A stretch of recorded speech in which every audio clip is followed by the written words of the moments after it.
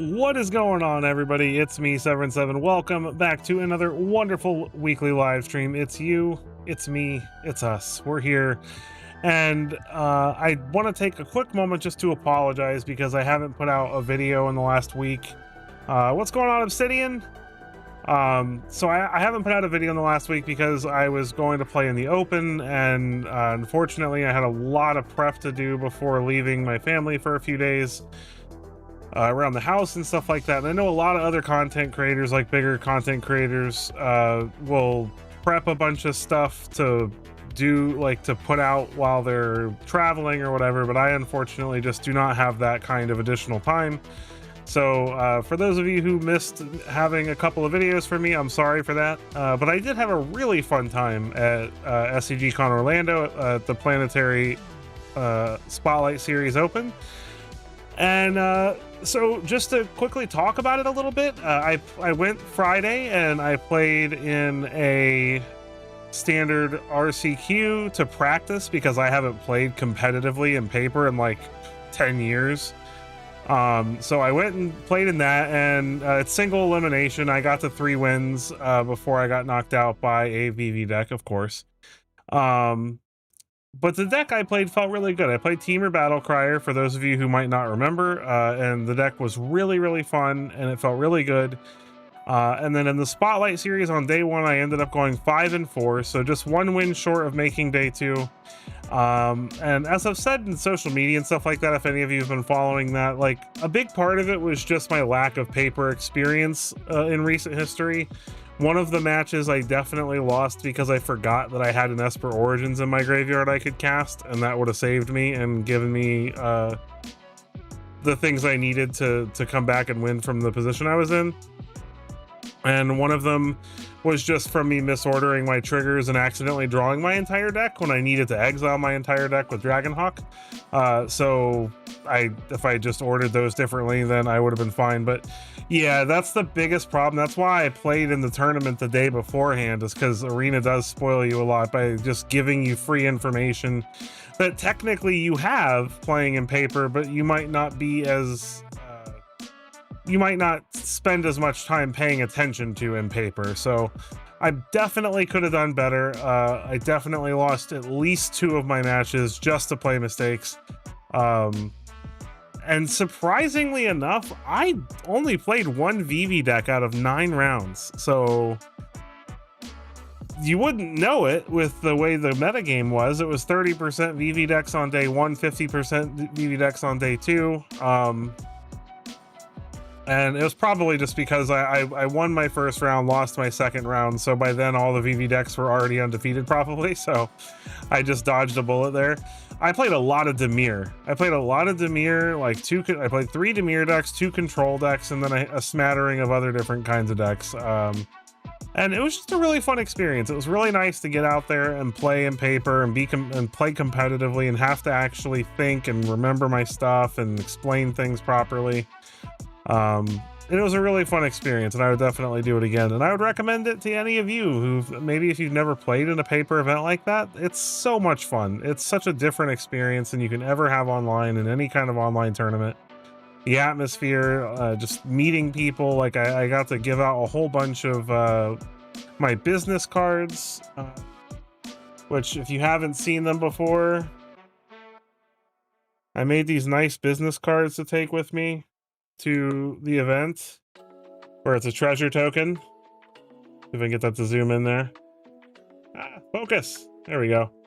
So that's me running away with treasure from dinosaurs and goblins. And then on the back there is my all my info and stuff. So that was really fun, and a lot of people subscribed to the channel from those. And I had a really fun time. So I'm sorry if I'm rambling a lot about it, but I definitely wanted to talk about that at the beginning of today's stream. What's going on, Curtis? Welcome to the stream. How you doing? Lucas, what's going on? Welcome to the stream, buddy. Good to see you. So yeah, it was really fun, and I had a lot of fun, and there was actually some people playing some really interesting decks and stuff. So some of the stuff that I'm going to play for you today was actually inspired by things that I saw at the event, or stuff that I thought, man, if I had a deck built with these cards, I could have, you know, won against this deck or whatever. So we got some really fun decks to play for you guys today. I'd like to take a quick moment to mention that they finally started spoiling some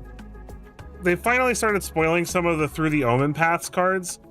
I'm not gonna go over, because this is a predominantly arena channel, I'm not gonna go over the Spider-Man cards really. I'm just gonna stick to the Through the Omen Paths cards, because those are the cards you're gonna see me playing on stream and in my videos, as none of the Spider-Man cards are going to be available on digital platforms. So I will not be going over the Spider-Man spoilers this season. I will only be going over the Through the Omen Paths versions of the spoilers. So far, I'm not gonna lie, I'm not super impressed with the 3 cards that they've shown. I think it's just because they haven't really talked about it yet, so there isn't like a what's the theme, you know, what's the cohesive theme, you know. It just feels off-brand, like, and it's kind of hard for it not to, you know. Like, you got spider-human heroes left and right in the Spider-Man set, and it's kind of hard to make those make sense in Magic lore, you know what I mean? So there are literally like 100 Spider-Mans in the set, in the main set of the paper set. So like, I'm not quite sure how they're going to make that feel thematically correct in a Magic plane. But they've revealed 3 cards. I'm not going to go over them right now. I'm going to wait till there's a little bit more to go over, so that I can kind of get a sense of what they're trying to go for. But they definitely haven't talked about like the plane that we're going to be on, or what the theme of that plane is, or what the theme of the set is. And it's just kind of like, I'm still a little concerned, you know. We're a few weeks away from the set release, and we're just not getting nearly enough information for my comfort. So we'll talk about spoilers more as they start to reveal more of the Omen Paths cards. As of right now, though,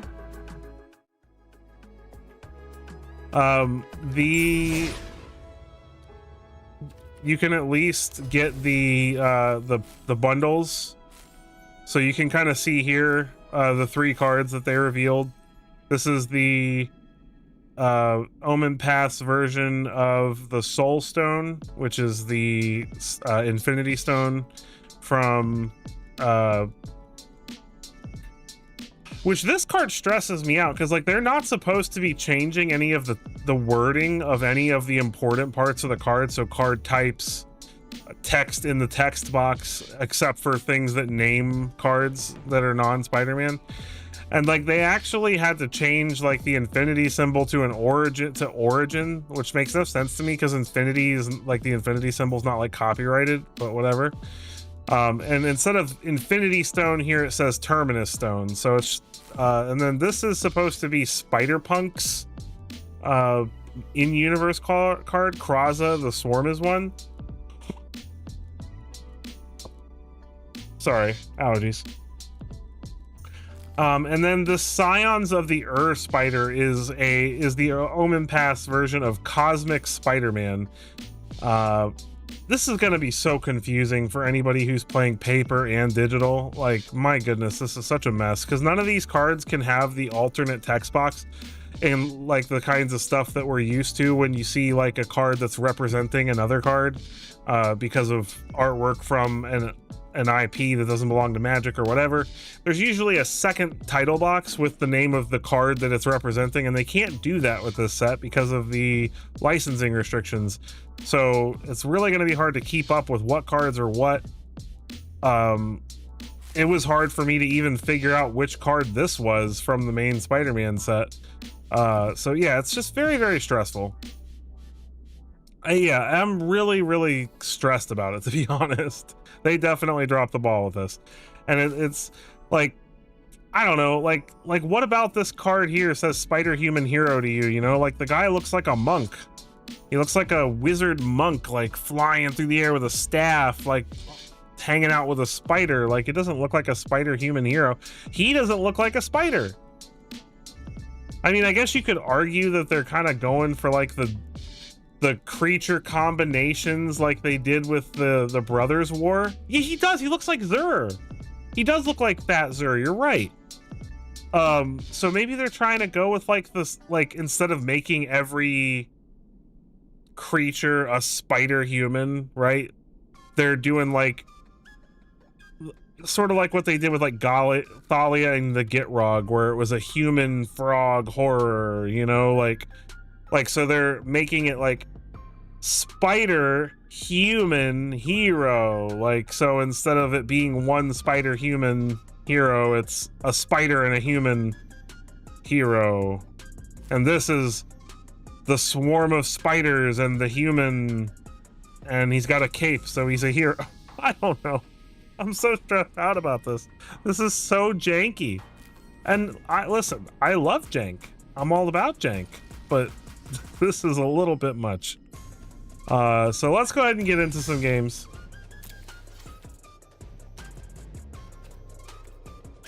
All right, so I'm gonna start off on some best of 3 actually tonight. I built this Sultai mid-range deck inspired by Dimir mid-range, right? So it's got a lot of the typical Dimir stuff, the Spyglass Irons and the Talents and the Cecils and the Drowners and the Beastbinders and the Kaidos. But we're also going a little bit Sultai with Mosswood Dread Knights and Fangkeeper's Familiars and Ouroboros and Raksasha's Bargains. And it gives us a little bit of interesting stuff like Urgent Necropsy and Cease Desist as like a combo for dealing with Vivi. Because Cease Desist lets Urgent Necropsy deal with a whole bunch of stuff when the Cease Desist is in the graveyard. And it gives us Maelstrom Pulse, which is kind of nice. And I think Fangkeeper's Familiar is just a very underrated card in this format right now. I mean, Fangkeeper's Familiar can destroy a fear of missing out. So just 4 mana flash for a 3/3 that destroys fear of missing out, like that's pretty sweet, right? And then it can counter creature spells, and it can gain you life and surveil, and it's just really sweet. And Mosswood Dread Knight's always been a really sweet just value card that's difficult to get rid of because they kill it, and then you just draw a card with it, and it's just a sweet. I think adding a little bit of green in there for these cards will really make the deck shine. So we're gonna try this out first. We're gonna play some best of 3.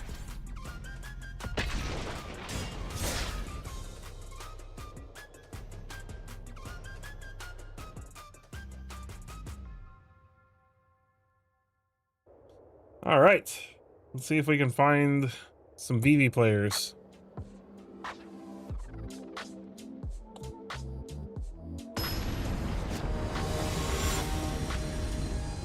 Hades 789.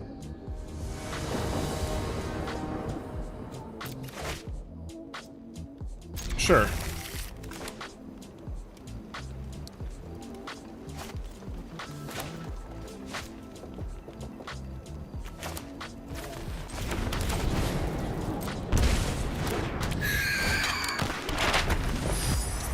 Oh, my little sliver. He starts out in like a creepy gelatinous sack. That's cool. Llanowar elves.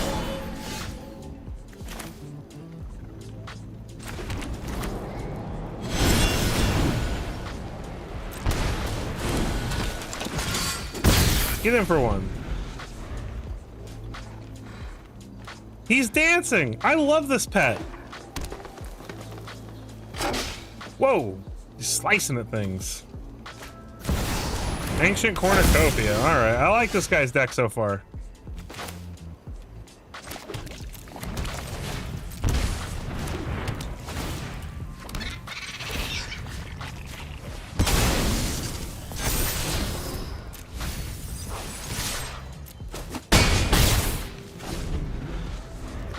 Let's see what he's doing with all that mana. Pinnacle Star Cage, interesting. That did hit a lot of our stuff.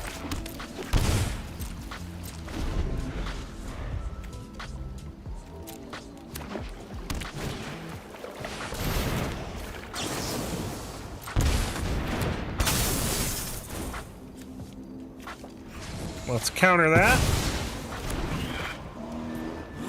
Gonna gain a life.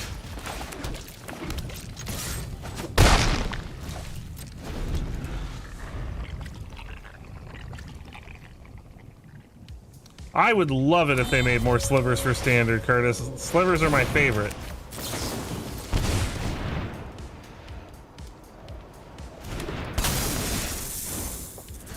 counter that too.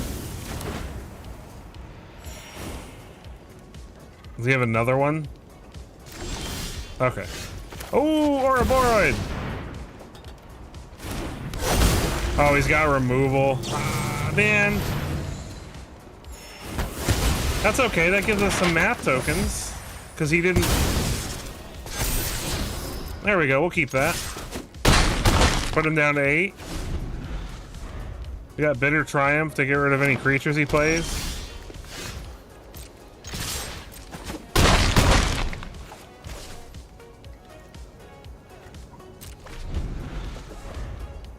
Just gonna hang tight. All right, got him. All right, so Pinnacle Star Cage, we probably want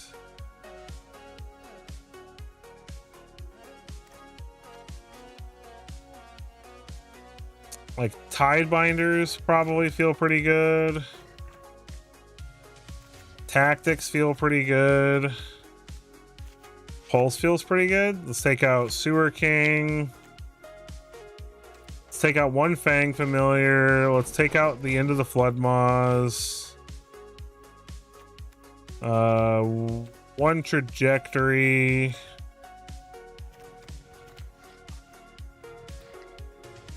And the 2 Beastbinders.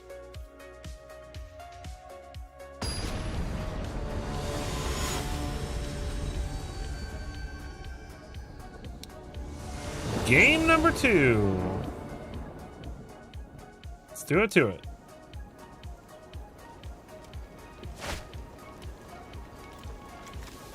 We like this hand.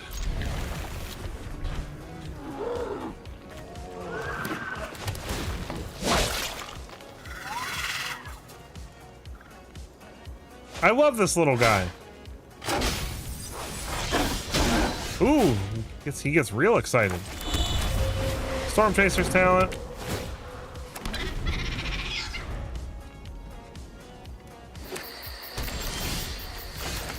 Get down Sewers, Surveil, Trajectory's fine. Let's get down Siren.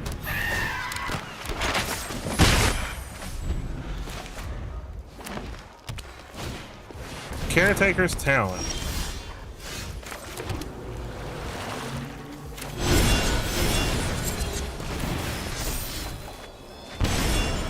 Or a Boroid.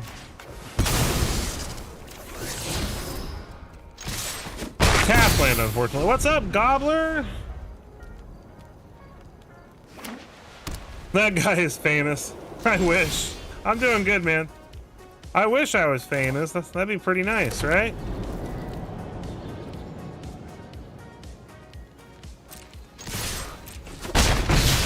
I think I'm gonna hold up either Bitter Triumph or Drowner, depending on what he plays.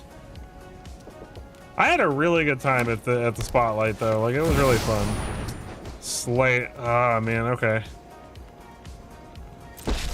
So I guess we're gonna Bitter Triumph Elspeth in response to the activation. I'm doing great, man. I'm excited to be back to making content. Oh, listen, man. If it wasn't for the fact that nobody would watch my videos after a week or two, I would make infinite Ouroboros videos, because this card is ridiculous.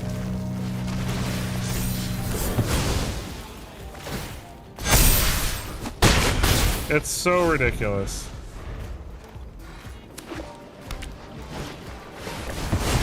Wow, Beyond the Quiet in your creature deck? That seems a little sketch.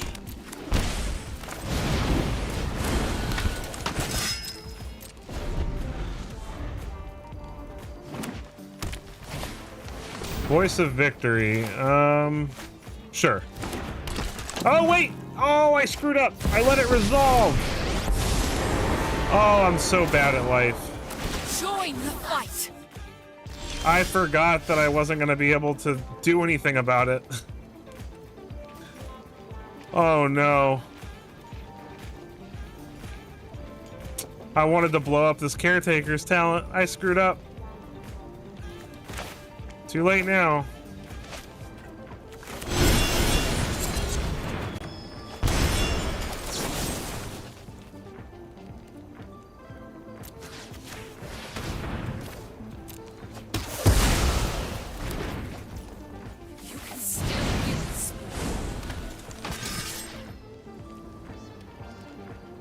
If he wants to double block here, I'm okay with that.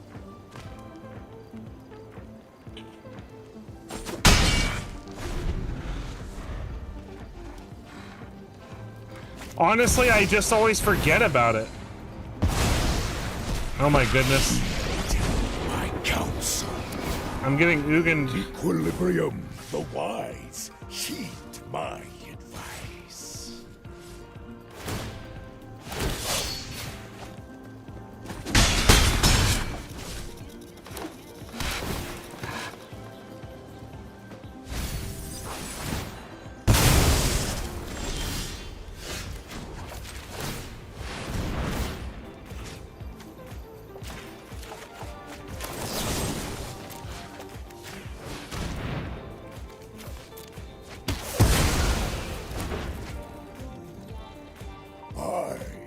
Responsibility. All he's got to do is level up this talent and I'm dead pretty much, so see if that's what he does.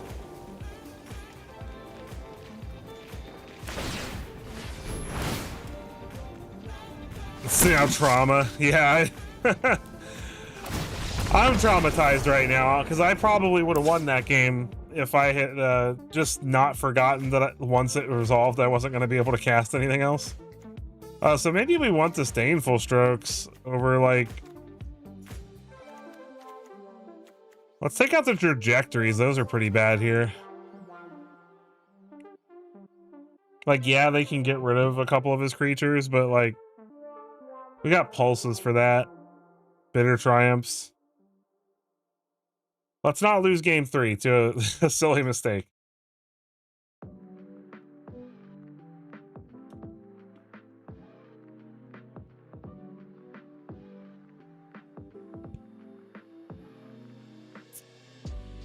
Oh, I didn't even catch your funny joke, Obsidian. See you again in game 3. That's such crap. Listen, Ugin felt really good when I cast him for free in my Battle Crier deck at the Open. That was fun.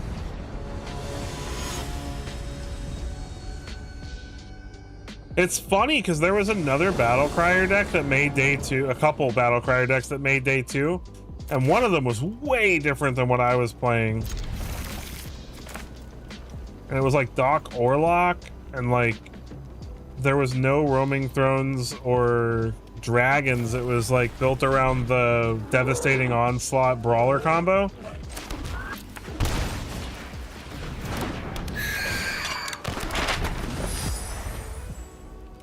Oh, me too. I've always been a huge fan of Ugin.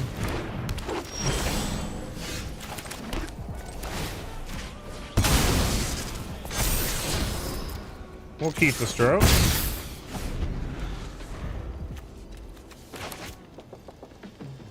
I'm just gonna beat him to death with a 2/2 Spyglass Siren. That's how it's gonna go.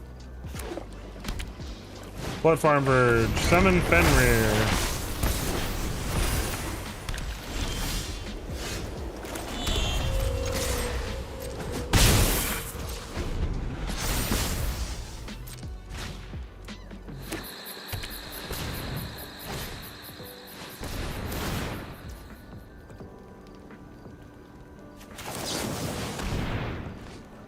Might as well get this down while I can, right?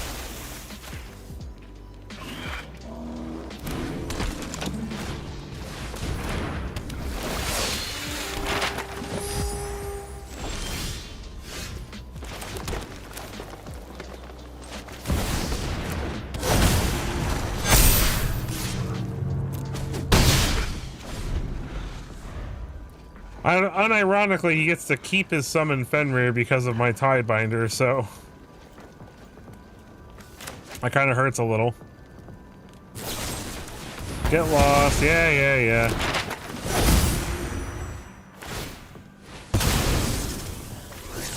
Whiffed! Ha! Another voice of victory, sure.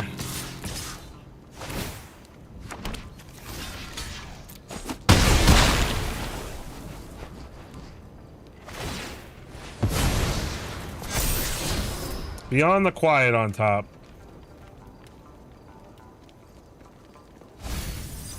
Mills it. Makes sense.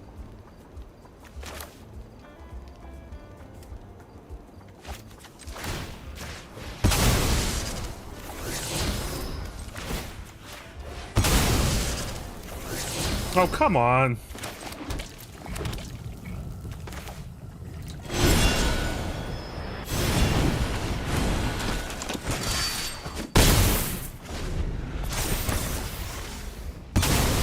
We're gonna lose to an Elspeth here. Voice of Victory is so annoying. Or an Ugin. Caretaker's talent.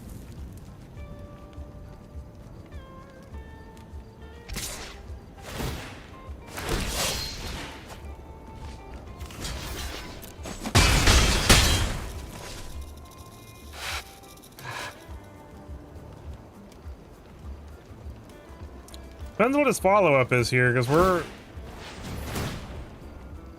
Makes a soldier. Ooh, Pulse is so good.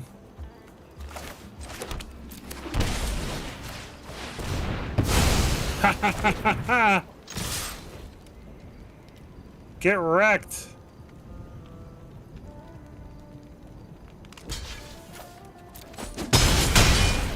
Try to Ugin me. He knows I have a disdainful stroke, though, unfortunately. Come on.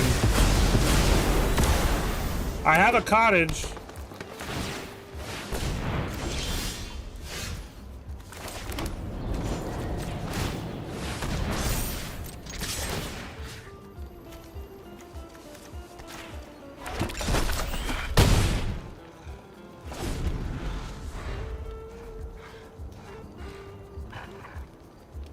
Elspeth saved. Ha! We got there.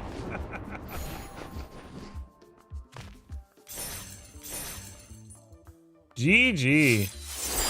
Wait, what achievement was that? The real Power 9? What achievement even was that? Oh, Yargle Day. Oh, there's achievements for this?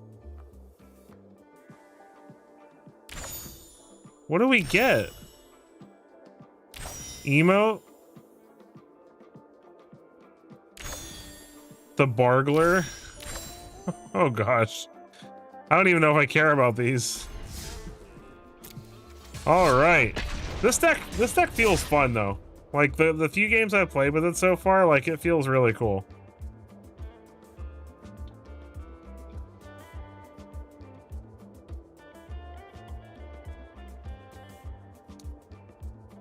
And yeah, his deck was very good. I mean,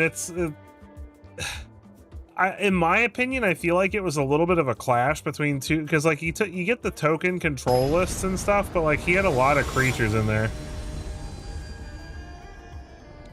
The Bargler, yeah, it's tempting.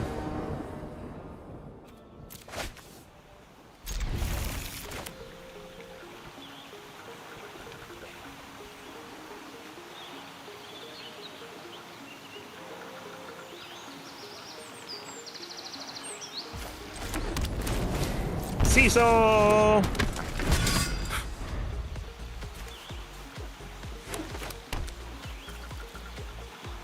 Removal for Cecil? There shouldn't be any 1-mana removal for Cecil. Ah, Seam Rip! Forgot about Seam Rip.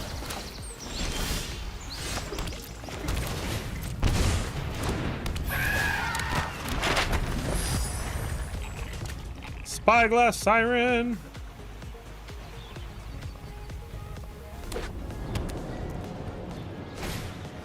Case of the Uneaten Feast. So we're playing against Orzhov Life Gain. Joy. So I guess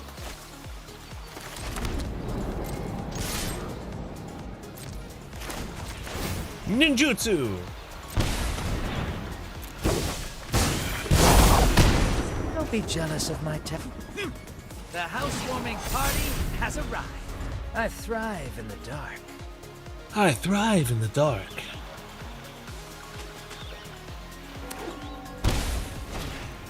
Hinterland Sanctifier. It's just gaining all the life. Starscape Cleric, my gosh. I need to get rid of that.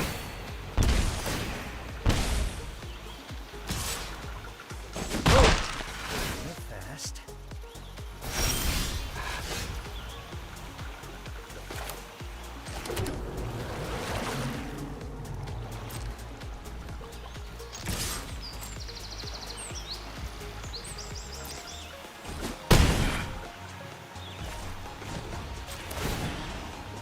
Let's surveil 2 and draw. I've got you beat 6 different ways.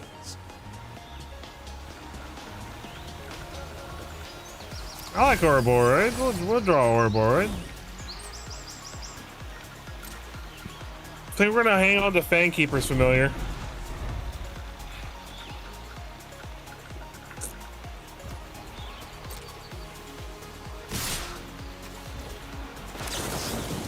Then we are going to destroy Seam Rip.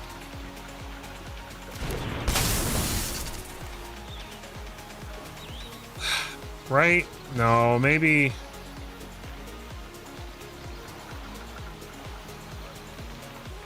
Maybe we get rid of Feast, because he can use this to replay his stuff from the graveyard.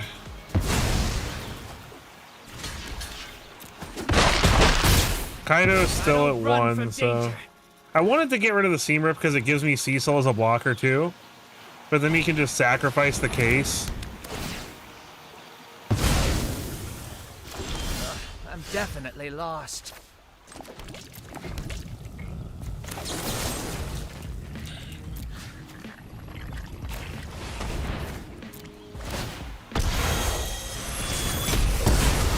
Give me back my Kaito. Looks like I gotta fight my way out of this one. My eyes are as sharp as my sword.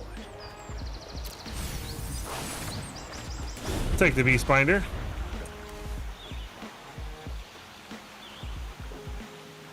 My Husky just broke in. He's hanging out behind me now.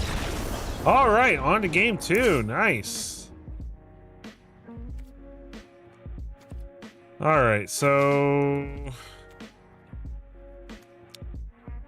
probably Cease Desist.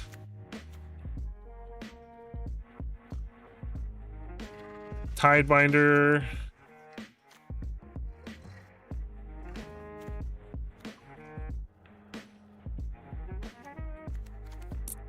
Then I have to imagine that they're playing.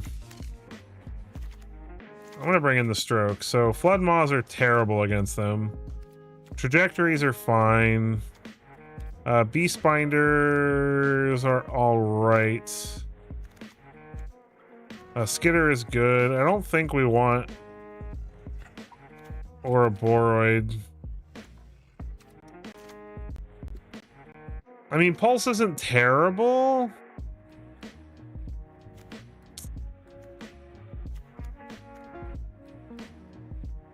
Maybe I want Pulse over Triumph. But then I still have so much to take out.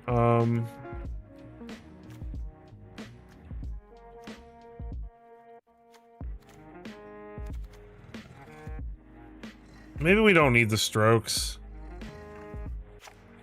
Just keep their graveyard clean with Skitter and Cease Desist of important things, because it doesn't really matter if they raise the past if they don't have like a ton of good things in the graveyard to get back. So if we can just like hit key things with Cease Desist and Lord Skitter, maybe I should be running Ghost Vacuums in the sideboard or something like that. I'm gonna cut 2 more things. Let's cut an Ouroboros and let's cut a Dread Knight.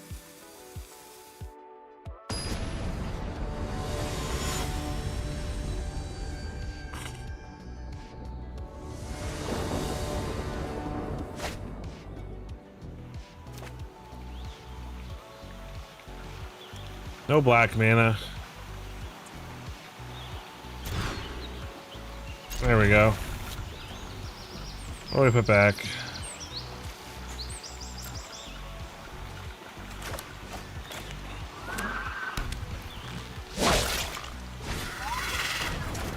Duress. That sucks.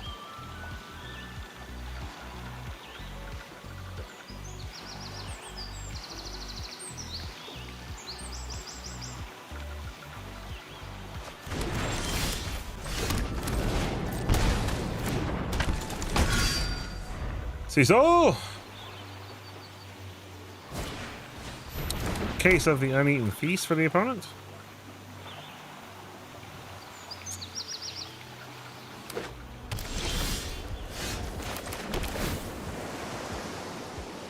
I think we're good on lands. What's up, Wample? The Wample?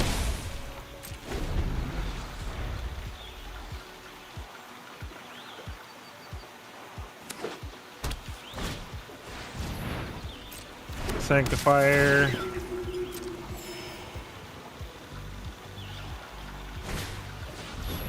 Hylia, guided by light.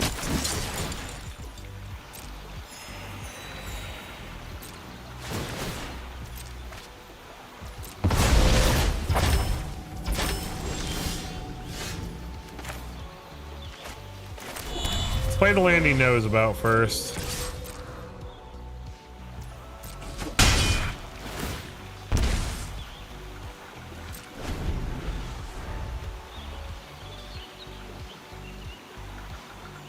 I'm sorry, Wample.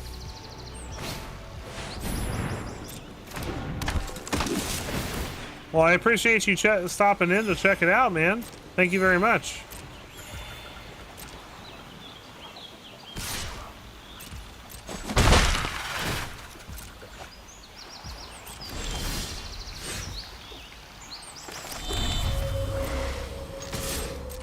Let's get in. See if he wants to block. He does want to block. Okay. I'm cool with that.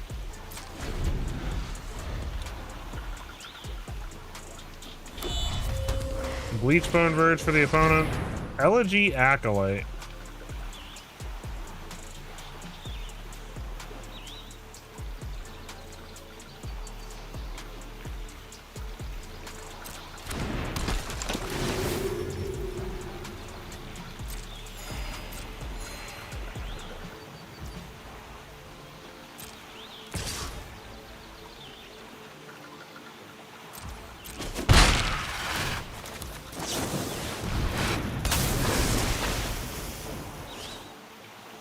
Counter that ability. No, not my pulse.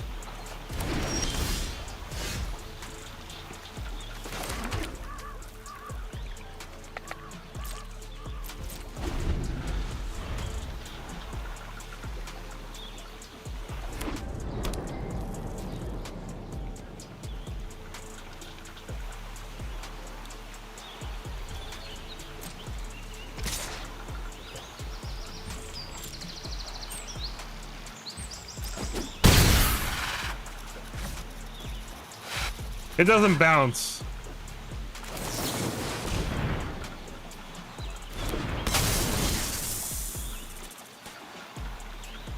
I need to find things to do. Kaido is nice.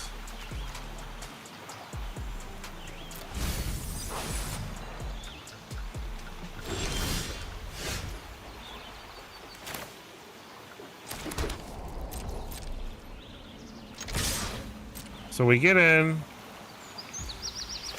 we ninjutsu, familiar.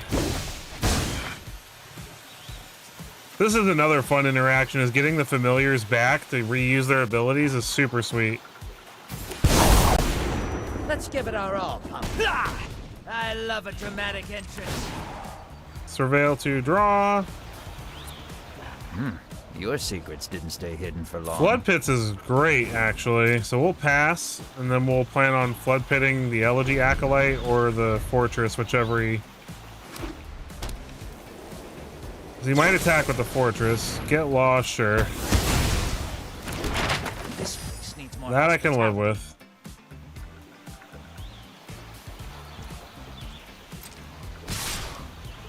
Oh my gosh. I forgot to do it before combat. My gosh. See, now I'm spoiled with paper. I'm used to just being able to say, okay, before combat. Like, oops.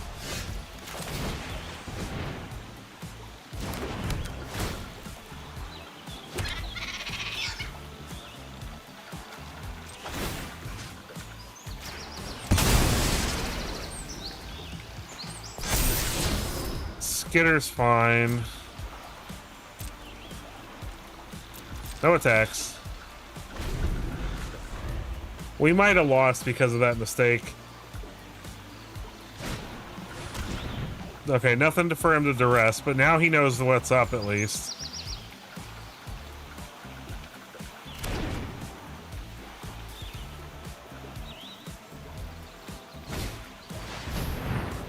Sheltered by ghosts.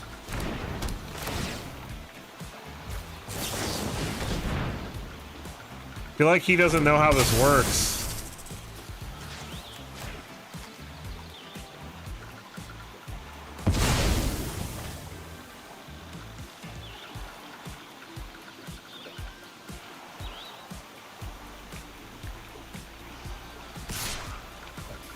Yeah, I mean, I'm 100% willing to trade here.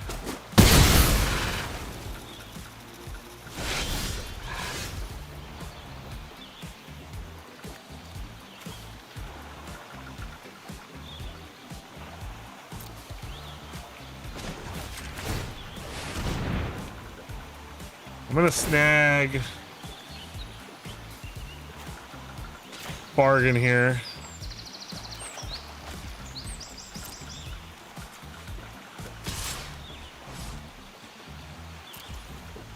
Pass the turn.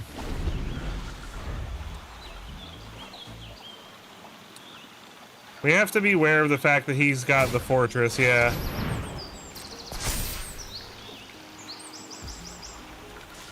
Okay, not gonna forget this time.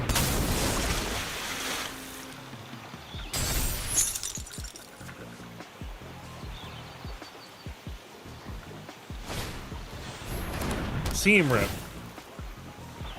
Well, we already used our talent to get a thing back, so I'm happy. Skitter. Okay. Now that I can start exiling the stuff from his graveyard, he didn't care anymore. GG. All right. Stack's definitely feeling good.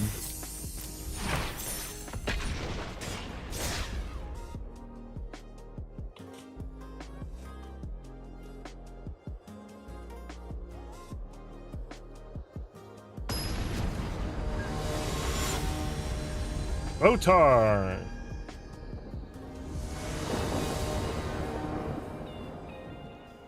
My husky is just sitting behind me. Just side-eyeing me. I don't know if you can see that. He's literally just sitting behind me side-eyeing me. He's like, no, I'm not. He just laid down.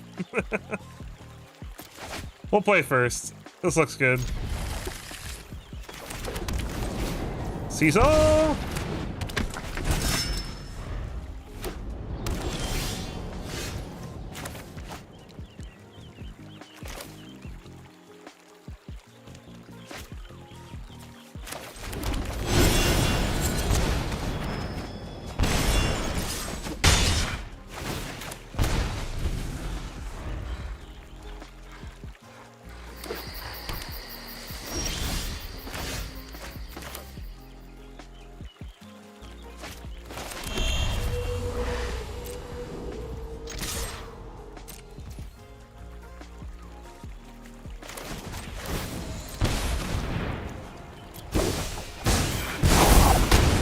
I learned something out of the shadows and into the fray.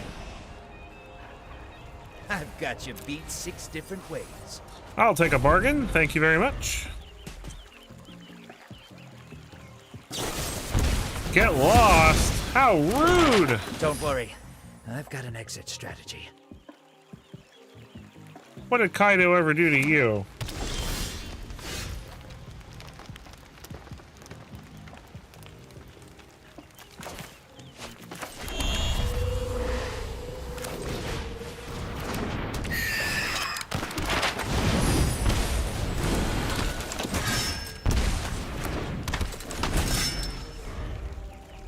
Set up a nice little Ouroboros turn next turn. Never mind.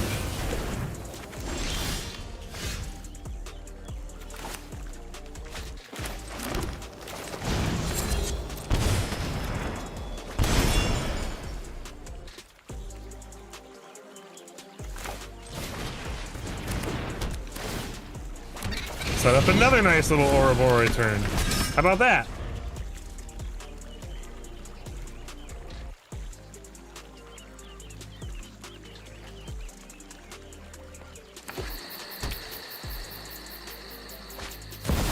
Elspeth. Gross. Ready arms. All right, don't whiff.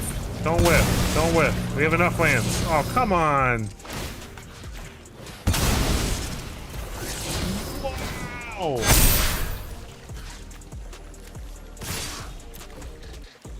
What a whiff. This should still put Elspeth to a point where she can't negative on Ouroboros, I think. Because she should be taking 4 damage here no matter how he does this. No. If he blocks 1 and 1, then he loses both soldiers, but she can negative on the Ouroboros. But then she still dies, so I get to keep 2 creatures, and he loses his board and his planeswalker to get rid of my Ouroboros. I think that's fair.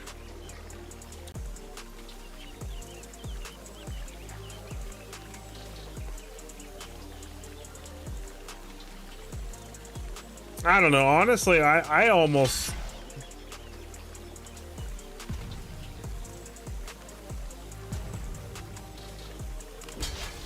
That doesn't do it. It gets rid of the otter. Yep. Alright, so she's it too. He might just have a removal spell, and that's fine.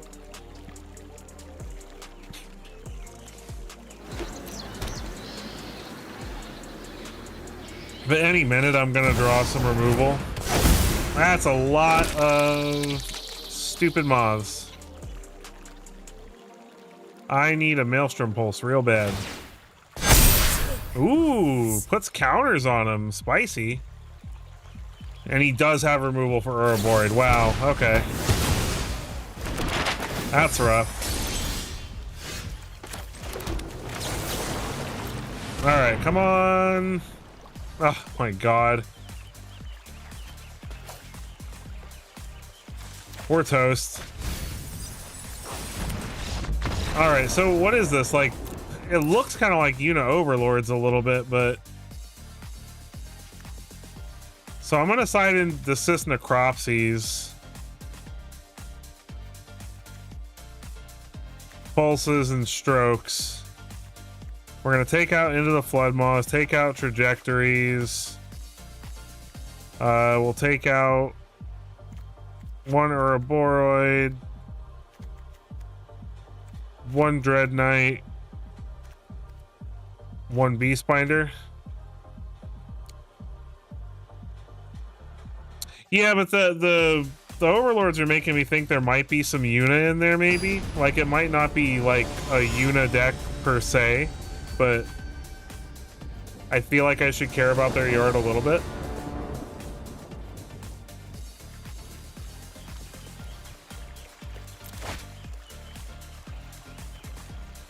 No green mana and a bunch of green spells. This feels bad. Mulligan. This is better. I will put back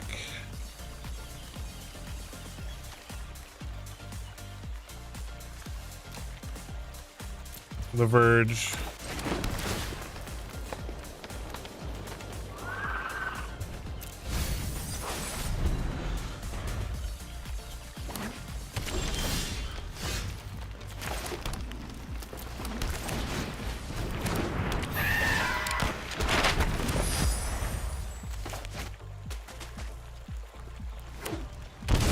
Stomping Ground. Yeah, I knew it. I knew it was a freaking Una deck. Keeps both on top. What do we have on top? I don't think I want another Siren. So these familiars should be pretty good then. Overlord of the Hauntwood, sure. We found another land. Look at us go.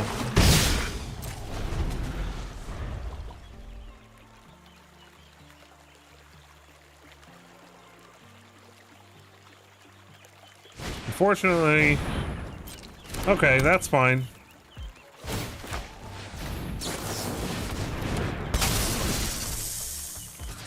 Let's get rid of that. Still gonna get a...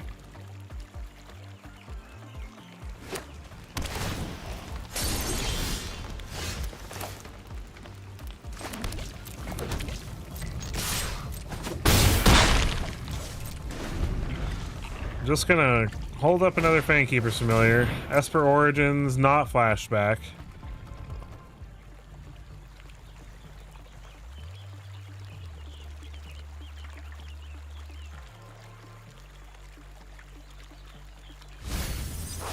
Mills a Meringue River Regent off the top.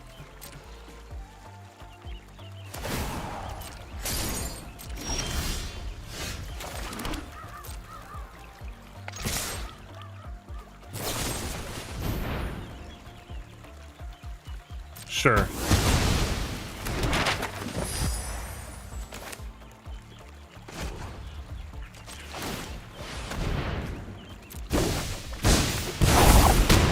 I've trained for Sigil just in time to save the day.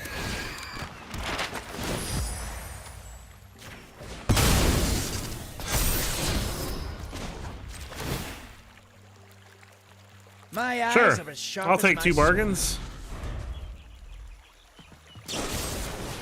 Get lost again, sure. There's gotta be another way out.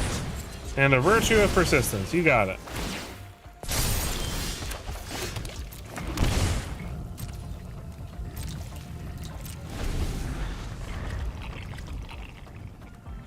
Yeah, my Kaido is really lost today. That's true.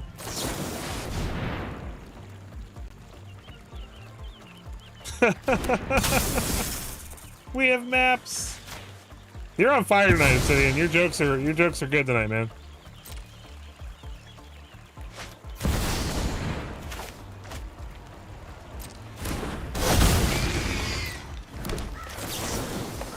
All right, let's bargain. Kaido, talent.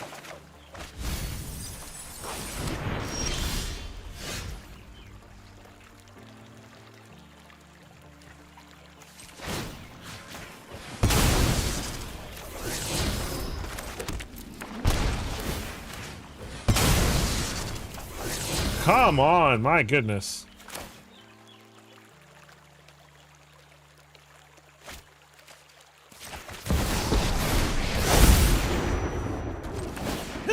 Tap. I love a dramatic entrance. Control the fight. Control the outcome. See, wow, I have whiffed on like all my maps tonight. Holy mackerel. Okay, that's not true. There's been a couple of maps I've been okay with, but Elspeth. Join the fight. You got it, pal. I'm not gonna lie, Virtue of Persistence is a little ambitious in his deck. Granted, he can technically cast it because of the Overlords, but I still feel like that's a little ambitious. Alright, what do we got in the yard that we could get back? Nothing of real use.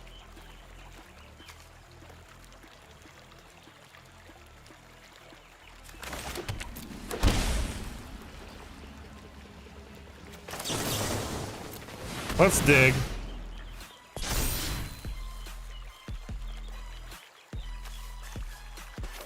Triumph and Drowner.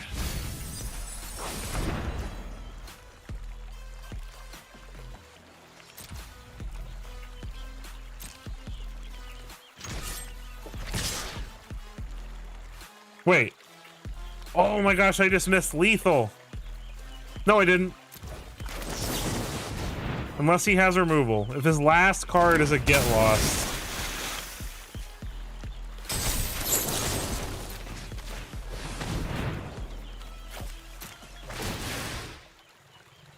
Is it really? Oh my. Jeez.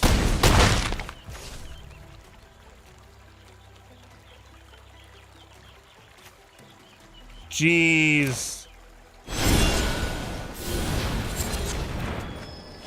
His last card was Into the Flood Maw, guys.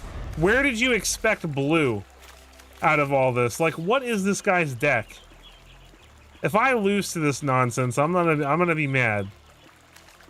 Cause he's Naya, Liliana Dreadhorde General. I require their servants. Your court will offer you What is quite this enjoy nonsense? necromancy.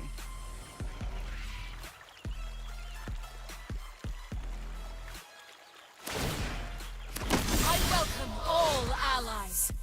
Oh my gosh. Okay. All right. Okay.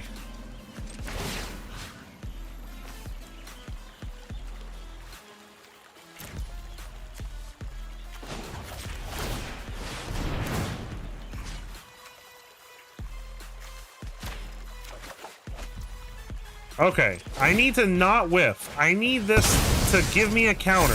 Thank you. Now we Bitter Triumph. Discard the Breeding Pool. I swear if he draws a Torch the Tower, I'll lose it. Okay, there we go. My God, what was that nonsense? I think we're sideboarded correctly. That was nonsense. All right, Obsidian, have a great night. Hey, you didn't curse me tonight. I'm technically undefeated so far. I haven't lost a match yet, so the curse is broken.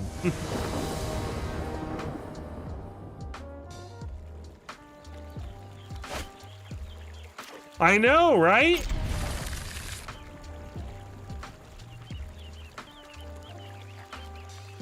Oh, my allergies are so bad right now.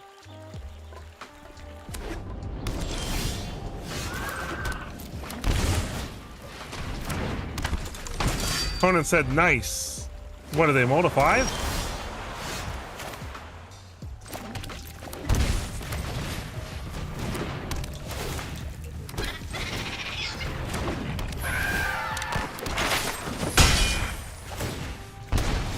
So green, white.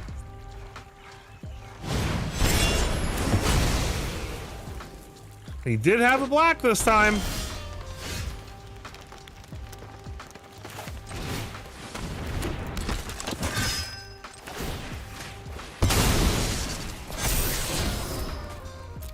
I would love a Lord Skitter, but unfortunately we need land. Now we're gonna lose because we can't draw lands. Voice of Victory. What is this absolute nonsense?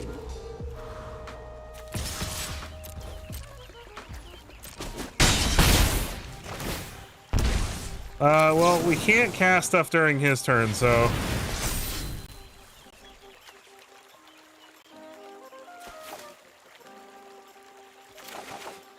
No land in the top 4. We're not gonna find lands. That was just not gonna happen, apparently. So long as we fight, hope cannot die.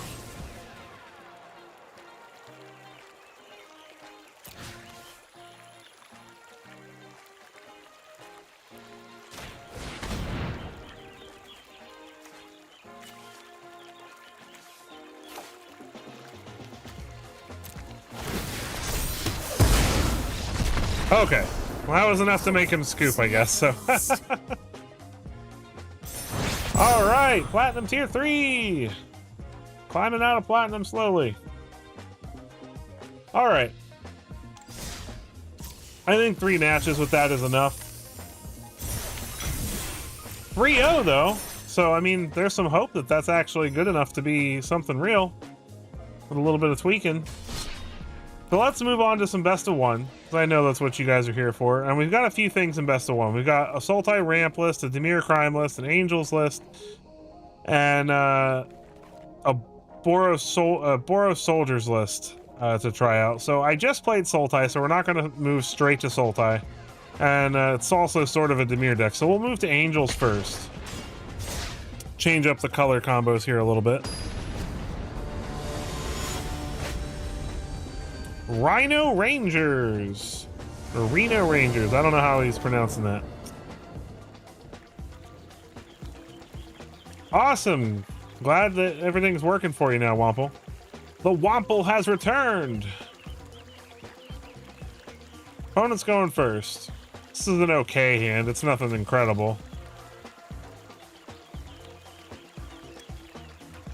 This deck's called Angels in the Oxfield.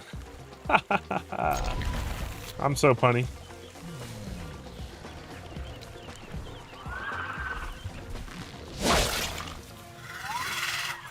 I love this new sliver pet.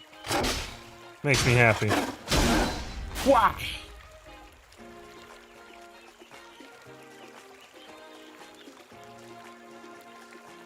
Opponent, are you there? Hello? We're trying to play Magic with you.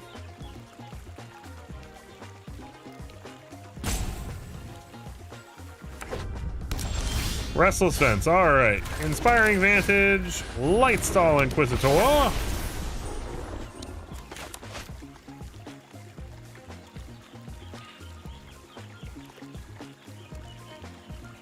This is such cool artwork. I love this art.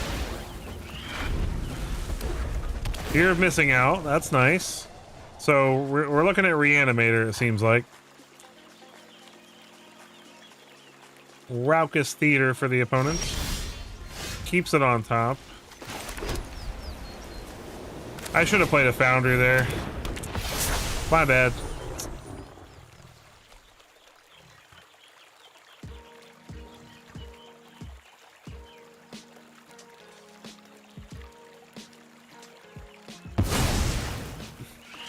Well, we're getting some good stuff out of his hand, so... Oh no, he's got another Tirsa. Alright, there's his 2 reanimation targets.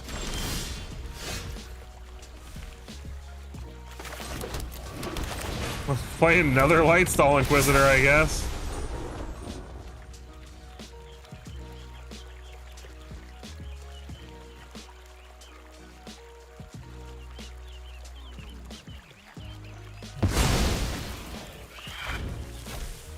All right, we have an untapped land coming in tapped. That's good news.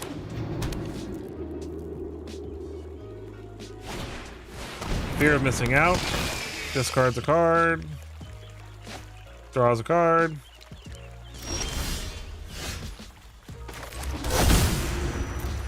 Brews Tarl.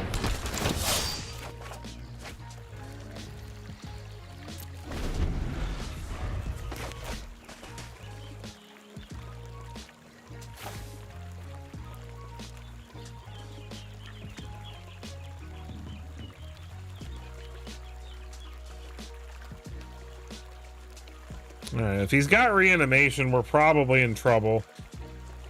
I mean, his reanimation's not that crazy. It's definitely bad. But it's not, like, unbeatable.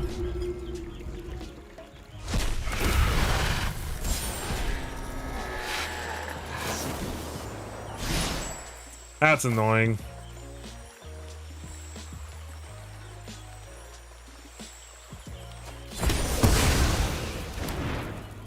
Does he have anything else to get back? Tirsa, I guess.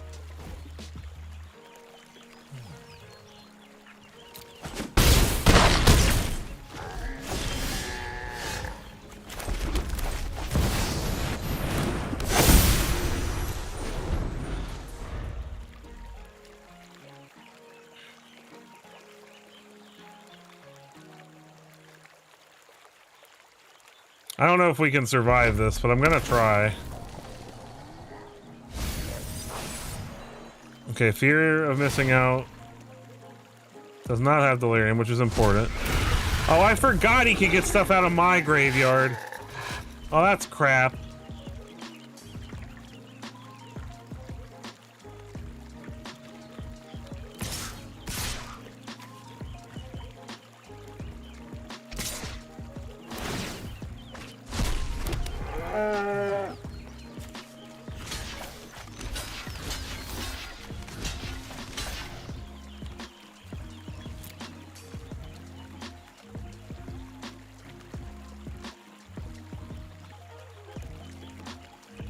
The Lyra gets the first strike on the Brews Tarl tokens.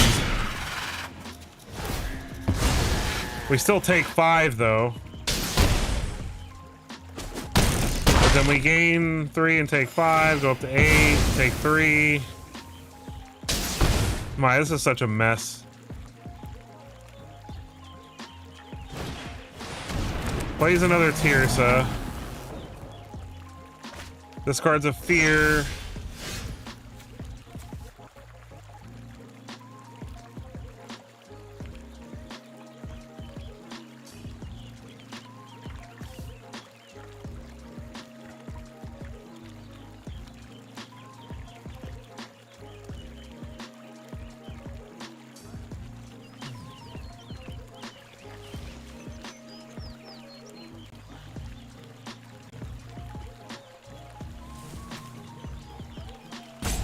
I could play Aurelia, but I don't know if that's gonna save me or not.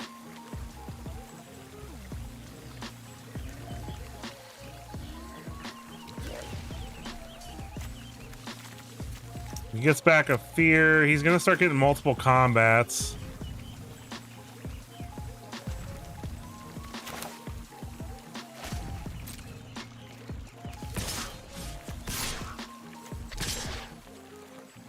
I think I get in like this and hope he blocks one with Arden.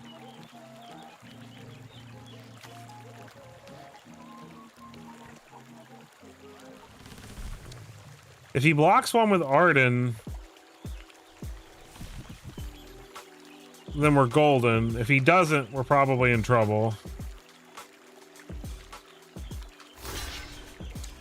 Blocks one with Tears. Nice! Okay. That was huge. We gain a whole bunch of life. Arden is gone. We're still going to take like 6 from the Rakdos joins up. 3 from the Tirsa. Alright, but now we get Youthful Valkyrie. And unless he has another way to get Arden back, then we might be okay. Oh, come on! That was such crap. Oh, it's so freaking infuriating.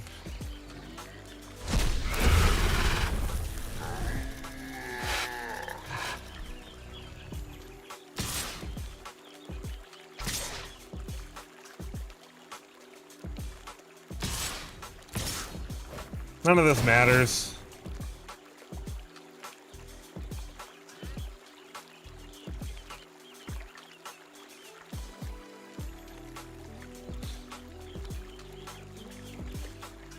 Well, we can hope he untaps the Carnosaur. If he untaps the Carnosaur, then we might have a little bit of hope.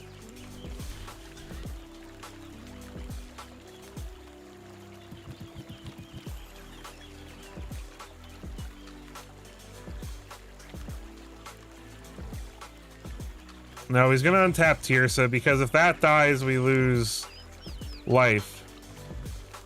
Nope. Okay. All right. So we take 5, 6, 7, 8, 9. Go to 1.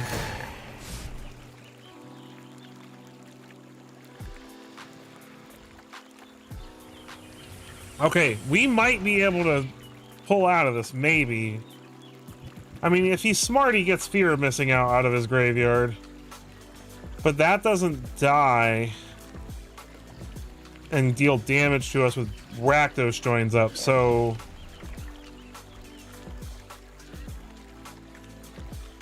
he just gets back Tirsa.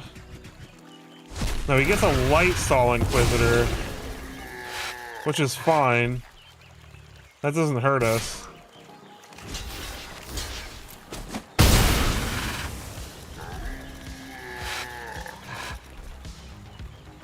Oh my gosh, we might actually find a way out of this if we're lucky.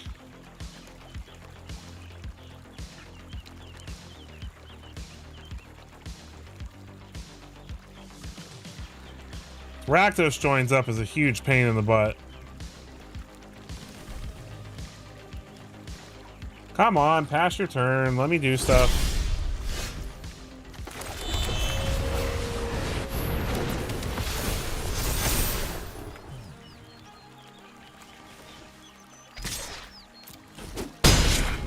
Up to 11. Which means we get to gain at least 10 life this turn.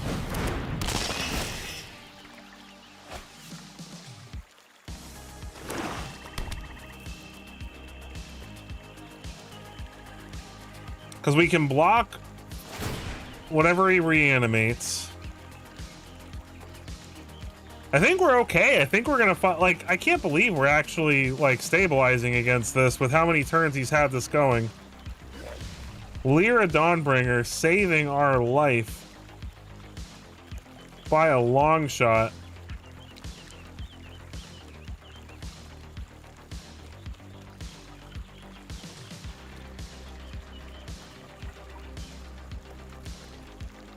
Come on, opponent, make a choice.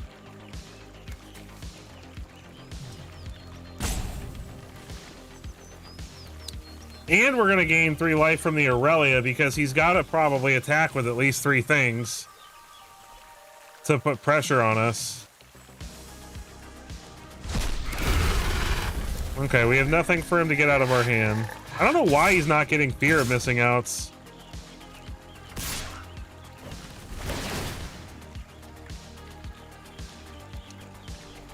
Alright, what does he untap? So yeah, we get to draw a card.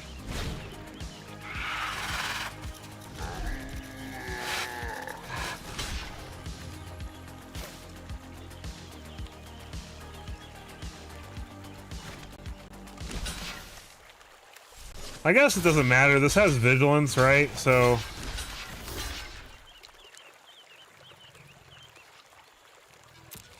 this gains us 10 life, and then we take 5.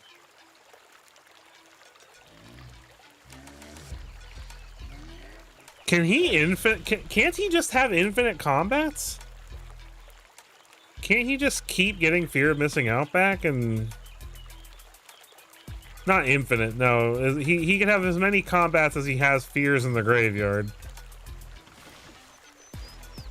But we don't take any damage from anything dying this turn, and then we can double block the Tirsa on the second attack, so we only take 5. I don't know what the opponent's doing here. I guess because he can activate Restless Vince, so it's sticking on that. This is a crazy game.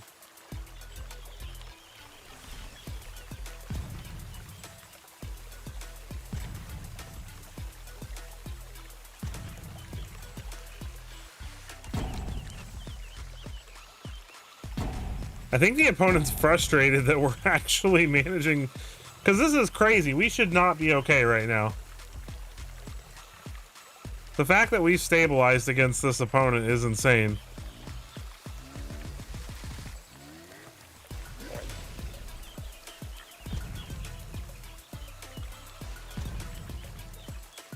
The sad part is we have removal, we just haven't drawn any except for the Lightning Helix.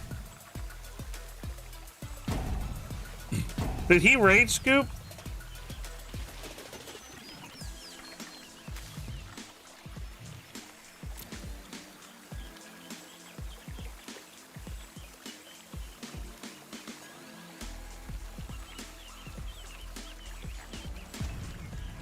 I just don't know why he hasn't been getting fear of missing outs back from his own yard and his own Tirsas and just letting them die and ping us to death. Like, I feel like if he'd been making different choices and not reanimating our... I think he was reanimating our Inquisitors because of the extra combat. Another Lyra. I'm definitely not going to play my Lyra and give him a Lyra to get back with Arden.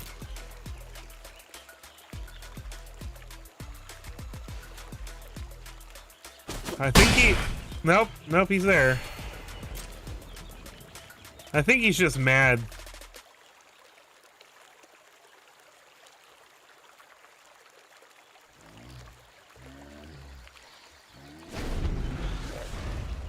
Unfortunately, all it takes is him drawing a removal spell.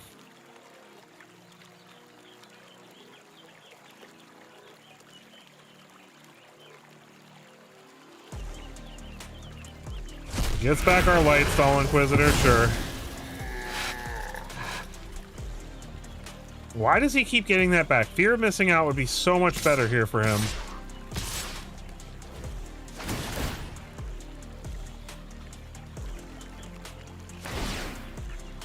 We get to draw a card. Another Lyra. Okay. I don't need any more Lyras.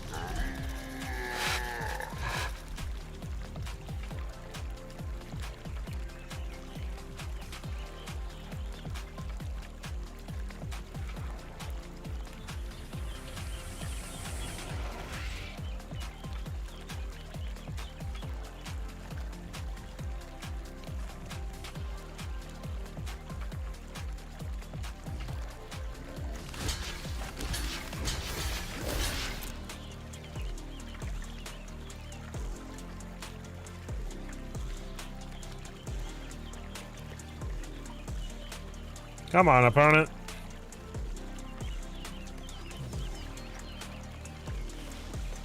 Dragging this out on purpose isn't going to help anybody.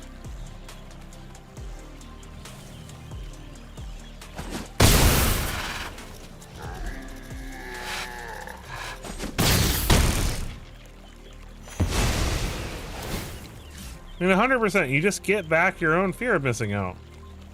And then you get more extra combats.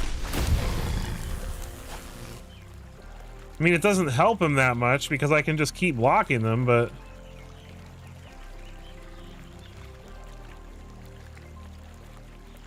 Because I'm canceling out, but he gains a ton of life with the Tirsa.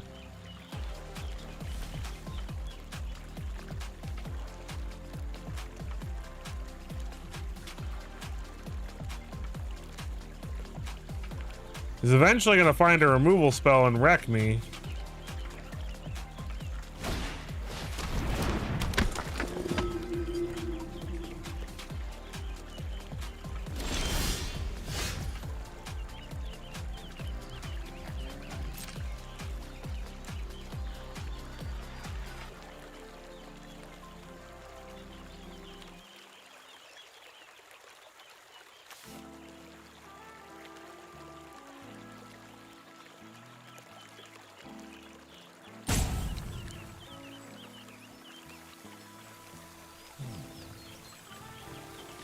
Come on, opponent. Can we just play the game, please?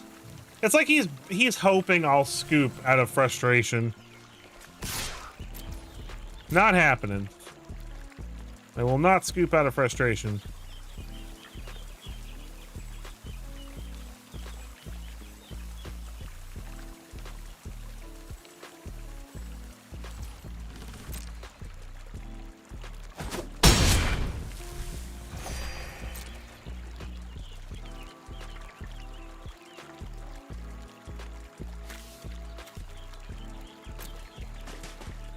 And he's probably just digging for a bitter triumph.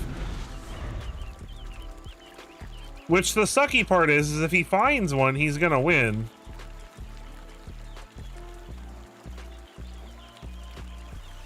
Because he's just gaining too much life for us to whittle away at anything. Overlord of the Baelmerk, sure. Oh my gosh, okay, Zatalpa's a problem. Zatalpa's a problem. That's a problem.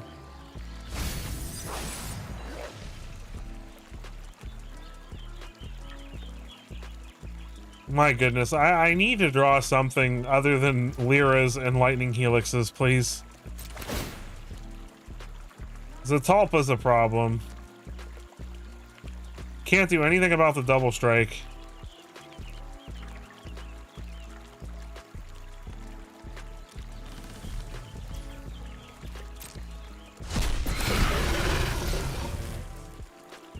It's a lot of damage.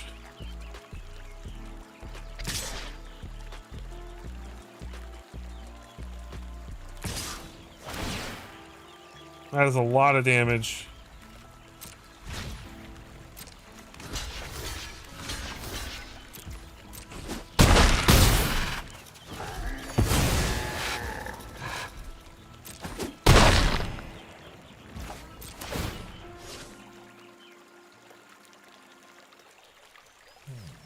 I mean, he wins here if he does the right thing. Oh my gosh.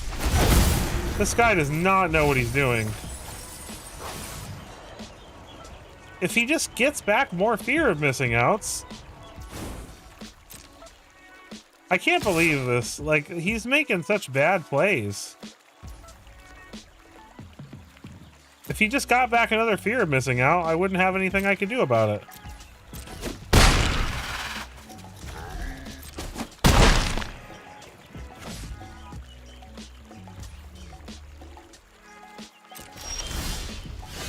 Oh my goodness. Shelter by ghost, please. Oh my gosh, alright.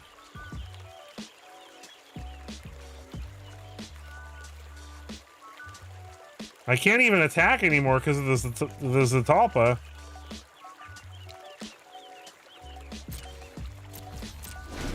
Yeah, we're in trouble. Because he can dump the Carnosaur to the Brews to kill the Brews Tarl.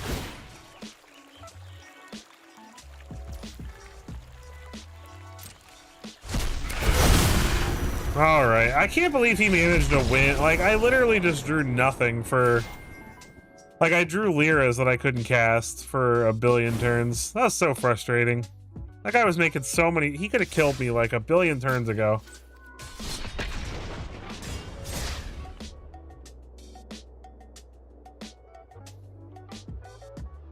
I'm more frustrated that he was being such a baby and being all salty and roping, and he still got the win. He's just sitting over there all happy with himself now.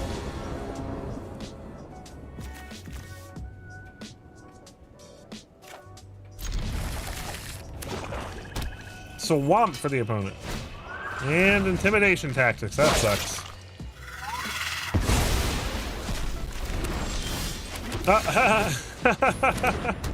I drew another one.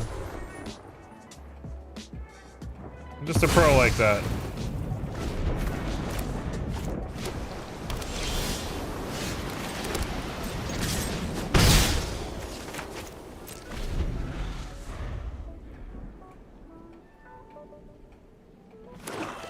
Swamp. Unholy Annex, sure.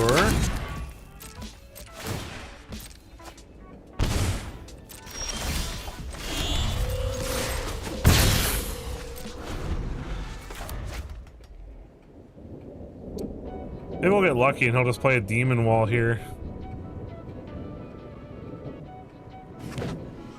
Tap land, Slasher.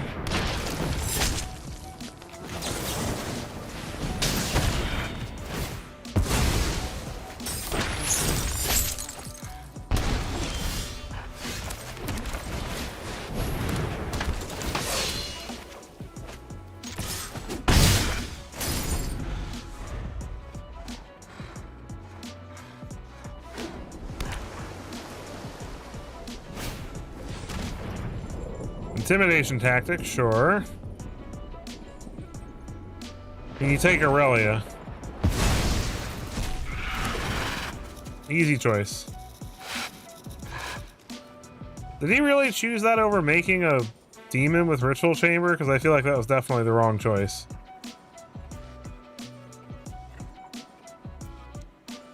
If you have removal for Brews Tarl, you use it.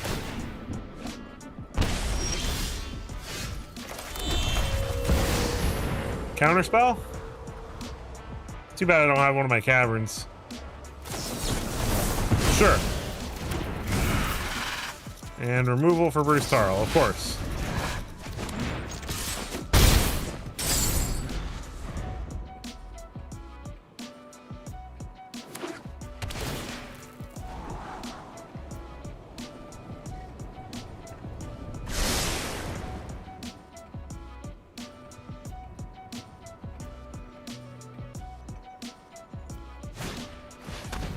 Tactics takes the... I would imagine the Lyra at this point. Nope. Okay.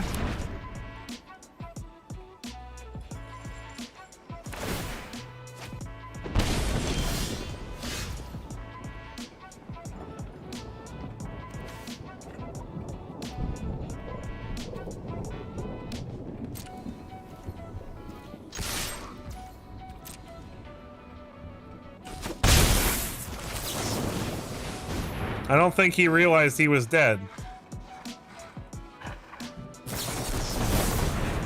Oh, okay. He had a... Okay. Okay.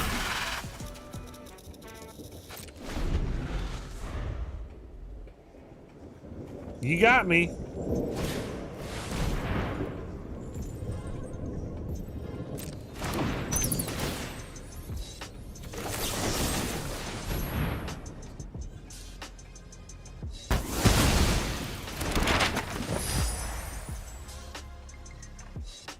If he doesn't make a demon this turn, he's dead to his own annex.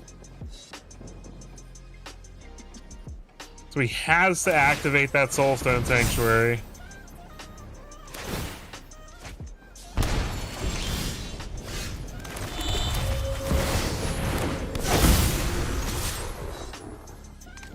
This removes the threat. Flasher is a threat. Now he's just gonna make a demon with the ritual chamber. Okay. That's annoying.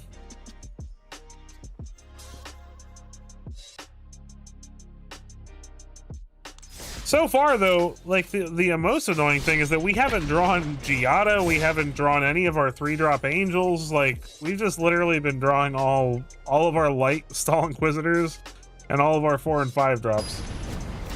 Like, can I have a curve, please? Please and thank you.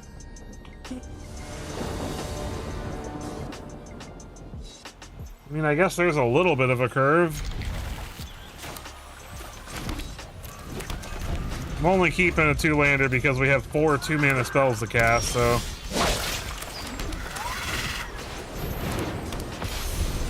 Alright, come on, land off the top.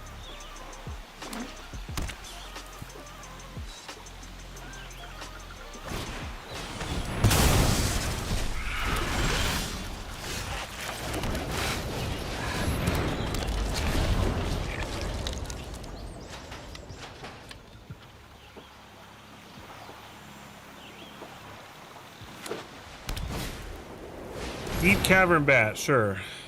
Yes, I will put a counter on Torian Mauler. Thank you very much. Which removal spell would you like to take so that your bat can die to the other 2?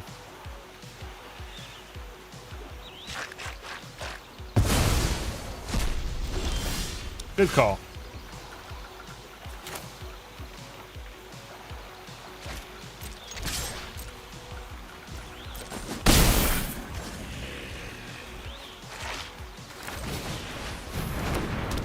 I think I'm just gonna play Valkyrie here.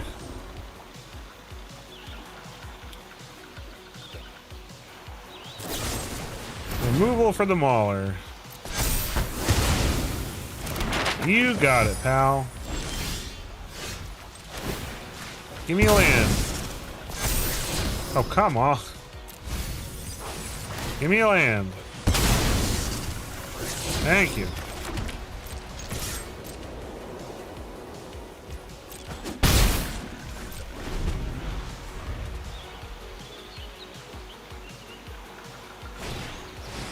Infernal Vessel.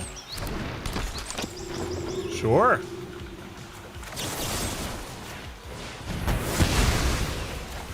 Give me back my Helix.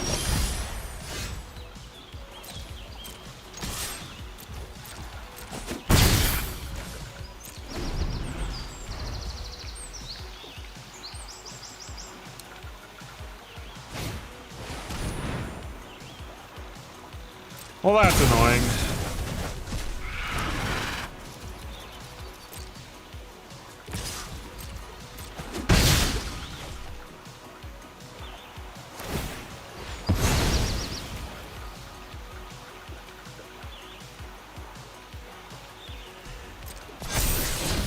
Authority of the Consuls. That would actually be annoying. Bruce Taro.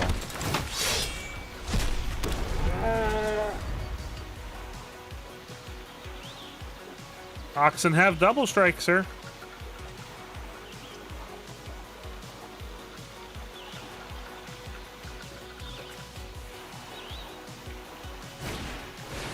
Holy Annex, sure. I don't know what that's supposed to do, but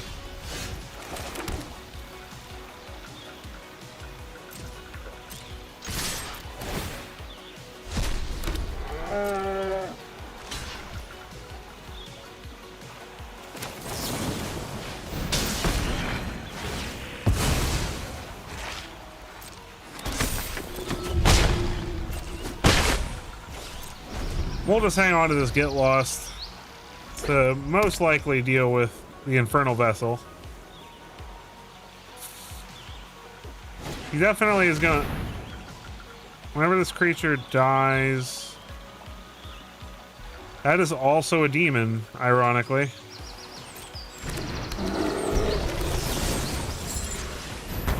Well, I guess we're gonna get rid of that.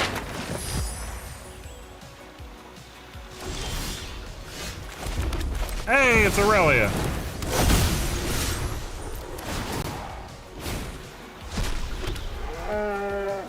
Say hello to my little friend.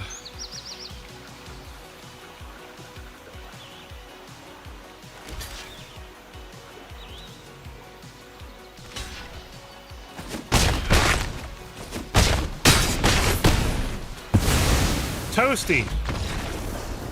There we go. That was a good game. Oh.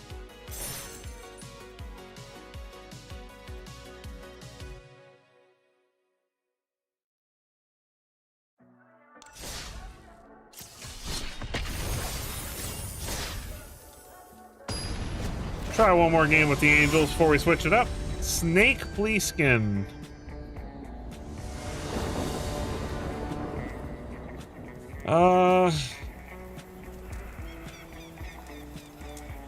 Man. If we find lands, we're great, but it's like, what if we don't find lands? This is worse.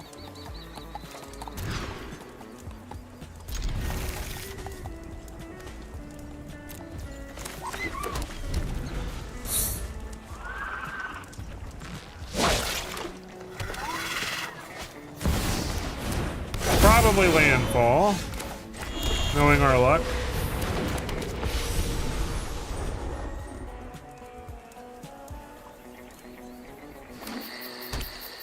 No, maybe not.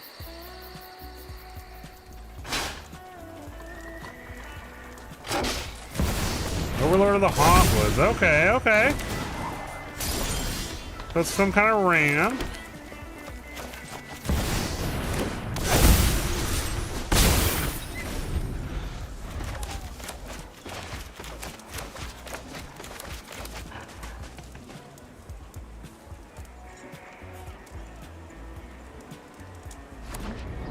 Starting town. One of those 5 mana available. Overlord of the Mistmore, sure.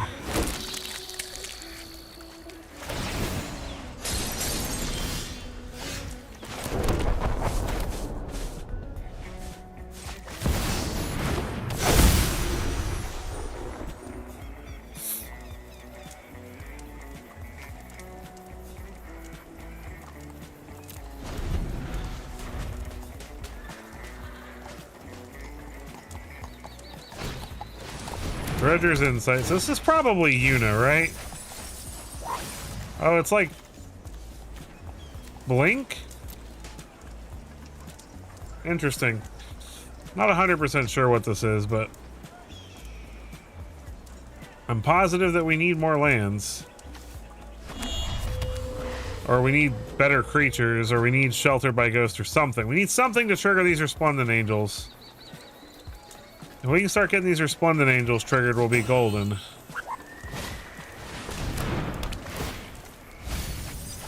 There's the Yuna. Oh my gosh. Okay, yeah, we gotta get this under control quickly. Manowar Elves.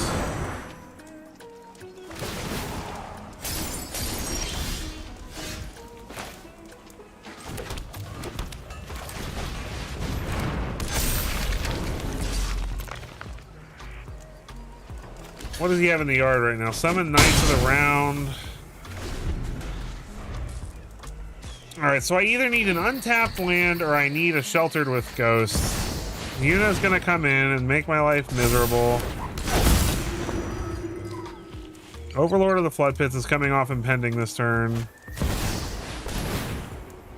I mean, everything he casts is growing my Mauler. That's nice.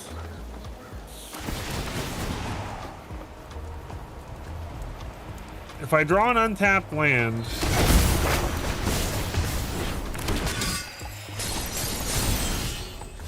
Oh my gosh.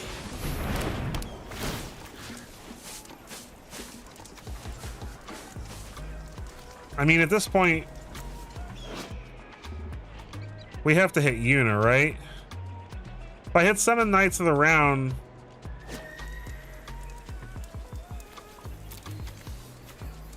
maybe it is 7 Knights of the Round.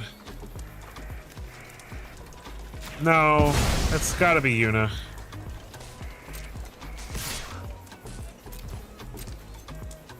And then we can start building a board he can't deal with.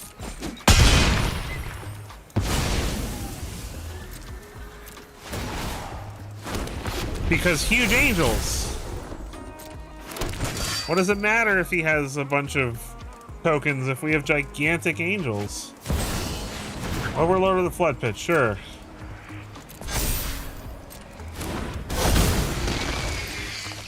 Draw, discard.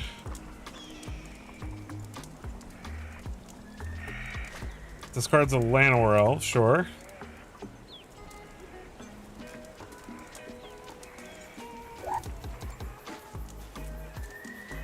Did he find a removal spell?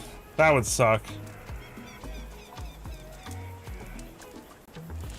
I still need an untapped land because now he has a blocker for this Resplendent Angel.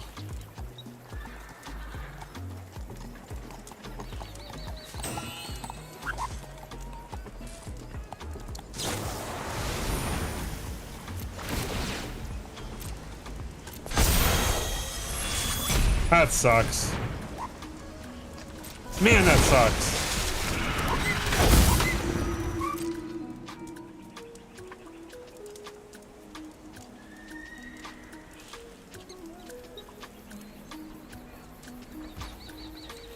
That is really unfortunate.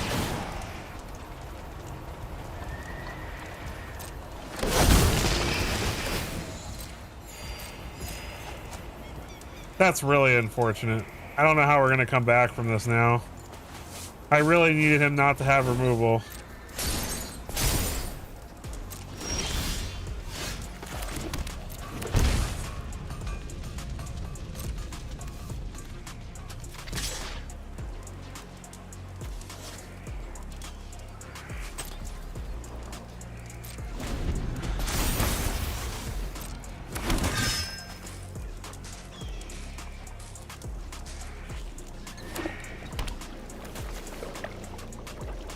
He's out of stuff to get back.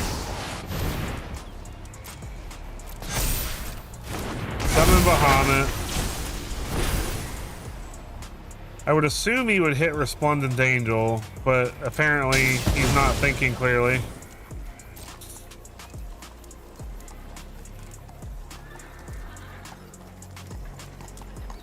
If he attacks at all, we're golden. At least for this turn.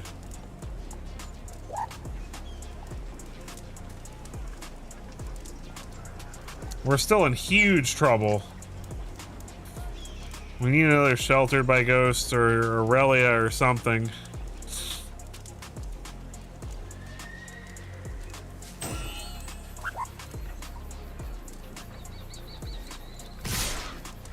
Attacking with everything.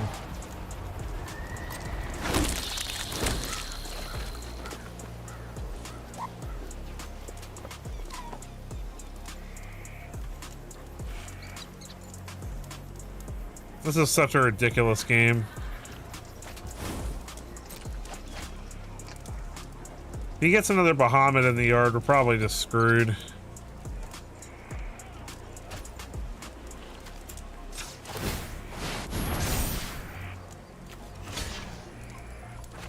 Hit the one with the finality counter on it. He attacked with Yuna? Why did he attack with Yuna? Why did he attack with Yuna?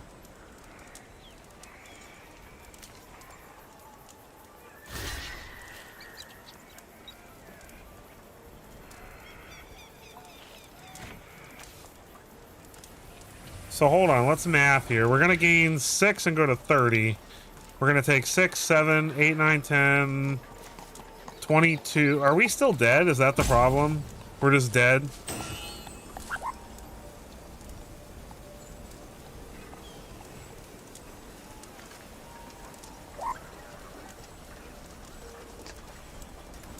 I think we're just dead. I think that's the issue.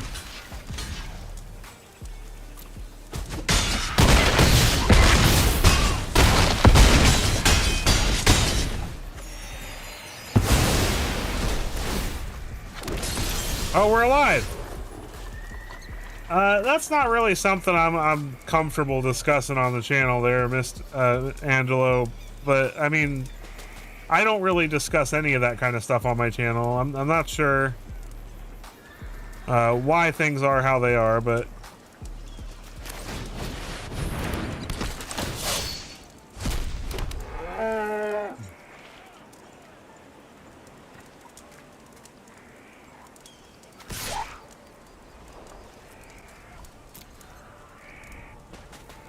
all I know is as a human being, I think everybody is entitled to live and believe and act how they choose as long as it's not hurting other people. So I don't, you know, it doesn't bother me, you know, if this is a place where those people feel safe and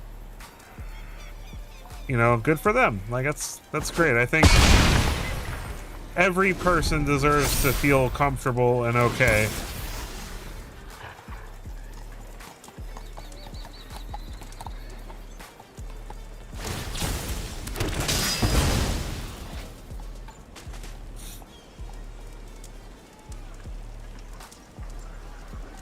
I just think it's because of the, you know, the kind of people that enjoy this game, you know, like there's just a larger community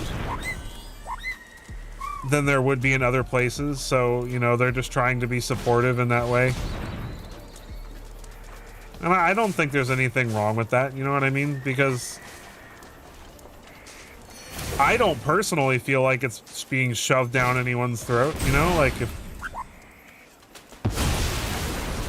I don't even notice it, to be honest, because I just don't go looking for it, you know?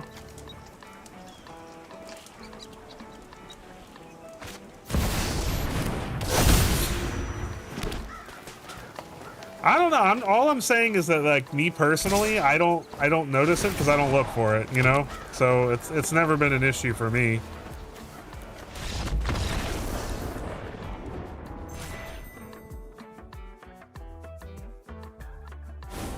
All right, let's move on to another deck because we're obviously having some trouble with angels right now.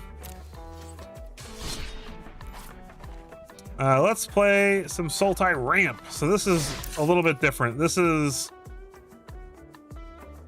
basically we are going to be kind of doing the Smuggler Surprise and also the Reanimator type of deal, and just trying to gain a bunch of life with cornucopias and using Fang Keeper Familiars and stuff like that. Just a fun, interesting little ramp deck. Oh, I love angels, man. Angels are, that's one of my favorite archetypes. And I just wanted to play something kind of funny with Atorian Mauler and Bruce Tarl and kind of like play something silly. I'm just having trouble with it right this minute. So I'm just gonna, you know, I don't want to keep slapping a dying horse when obviously it's just not cutting it right now.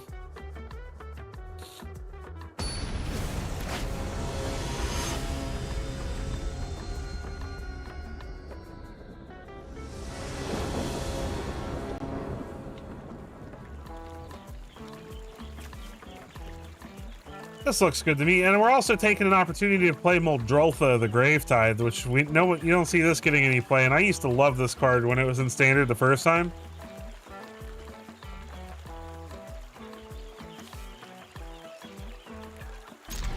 There's probably a better version of the list than what I'm playing. I would imagine it has something to do with the warp creature that gains you life.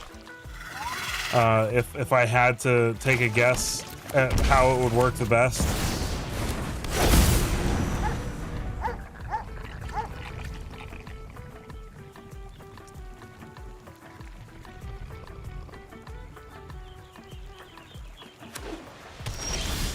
Godless Shrine, so something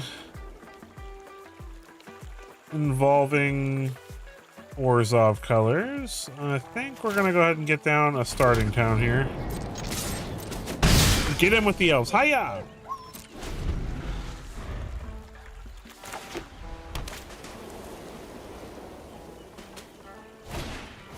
Tithing blade. Okay. Well, that's rude. 10 out of 10. Do not appreciate that.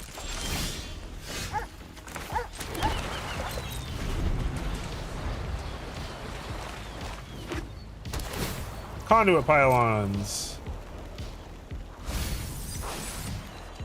Mills a Godless Shrine. Plays a Cosmogrand Zenith.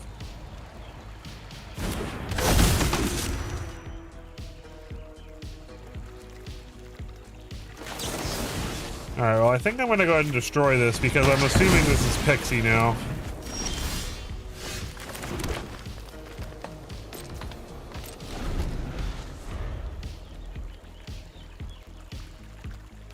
And we'll probably use Meringue River Regent to draw some cards.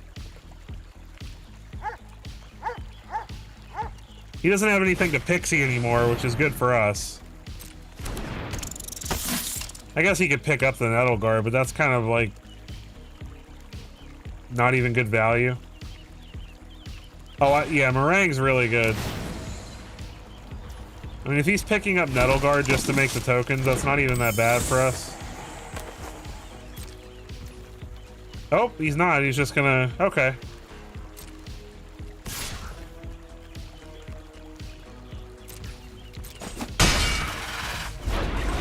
Alright, we need a black source. There's a black source. I think I'm gonna put the Cornucopia back. Or we discard Muldrotha.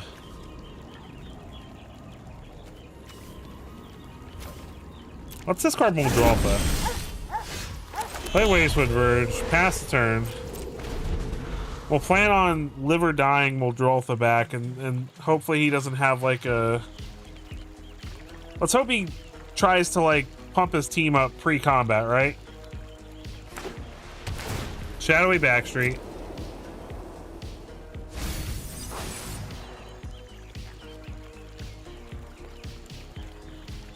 So we can hope that he plays like something to make us discard or... Okay. So he shouldn't have removal for Muldrotha at this point. Yep. Yep. Grow the team. I love this card. I think it's such an underrated reanimation spell, especially because it's removal too.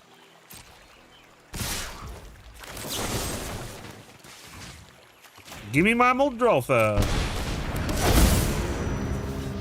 Get rid of that Cosmogrand. We're gonna take a bunch of damage here, but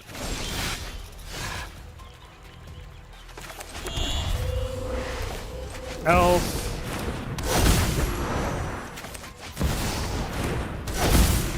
We might just be dead, actually. We might just be dead. I'm so dumb.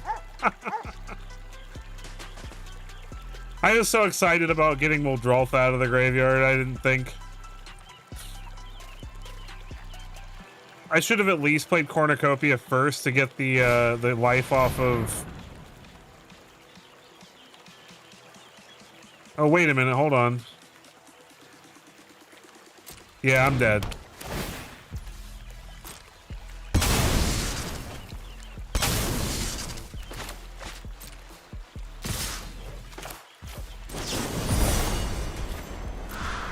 Let's see what I would have got.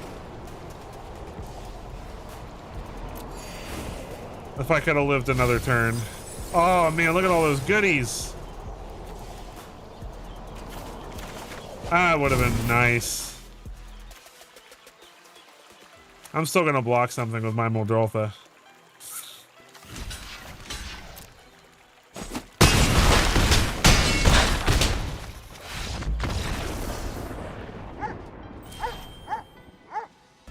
Pixie's good, man. We definitely had a slow hand, so...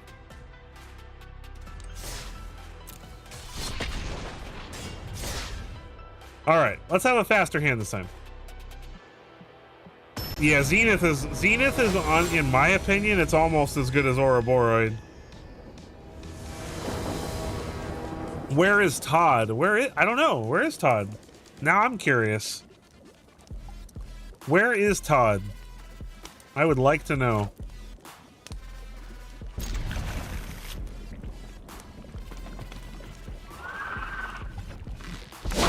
I love that this sliver like slices its way out of like a sack. It's so funny.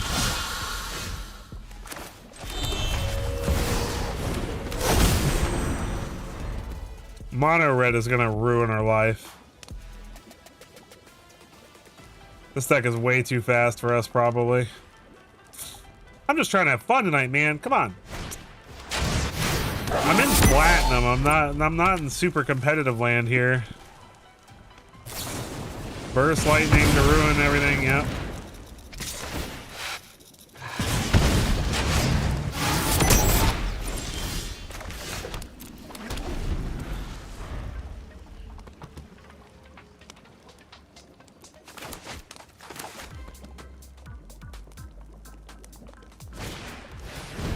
Ember Heart Challenge, yeah, we're toast. Even with it missing a land drop, I think we're toast.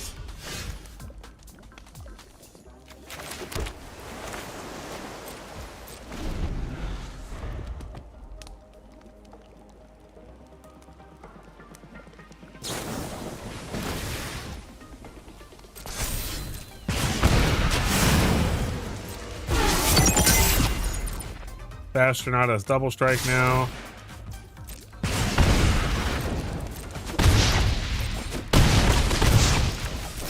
I don't see any one card that could save us here, but Cornucopia doesn't hurt.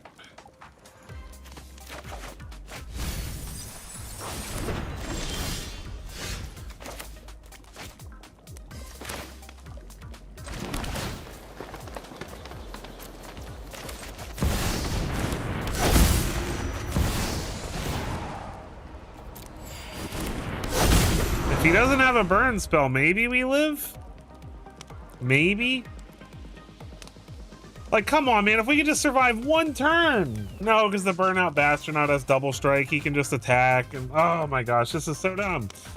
One more turn and we could Smuggler surprise out Valgavoth and... oh, man. It's so annoying because it's like... we were so close. So close.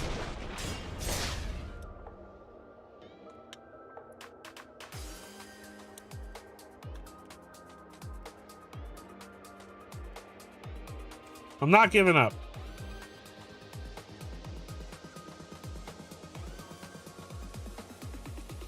This deck is like so much fun if we can just actually play a game without dying really, really early. This is a terrible hand. This is better. All right, now we're cooking. This is a hand that we can cook with.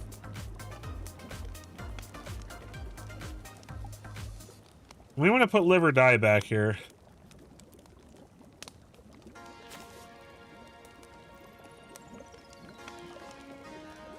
I love this artwork too.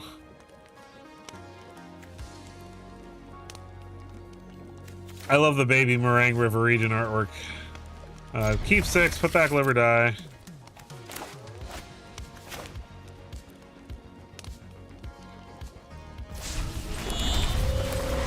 See, you get it, Gobbler.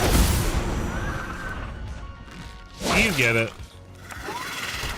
Uh-oh, blue-white control.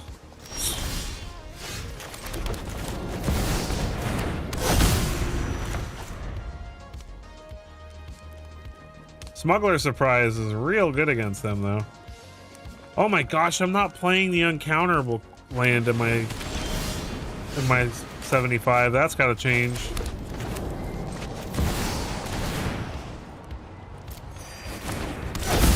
I actually had a Teval deck for a little while. I think Teval's really fun. But it was just, I couldn't get it to work. Oh, it's this deck. All right.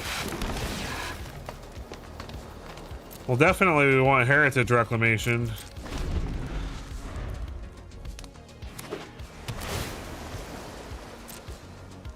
Ooh, Cosmogoyf. Oh, now you got me wanting to brew. We're just gonna play Sultai for the next like 2 weeks. Sultai everything for 2 weeks. Oh, come on, don't mess with my cornucopias, bruh.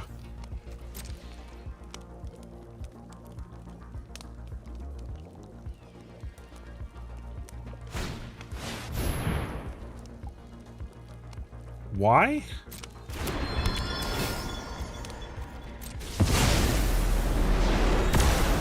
I don't know why he did that just now.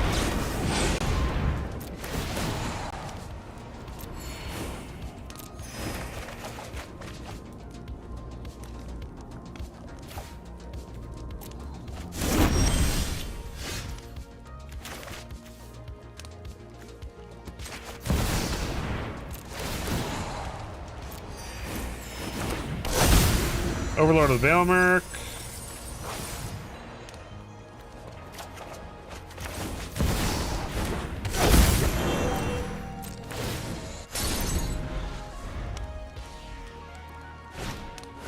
United Battlefront. Oh, okay.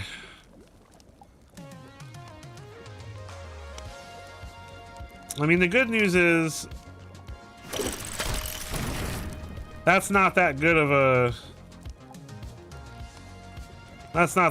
hit there, so thank goodness for that.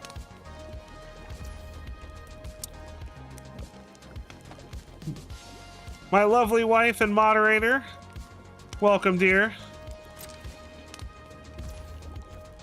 Always being supportive and helping me out with stuff.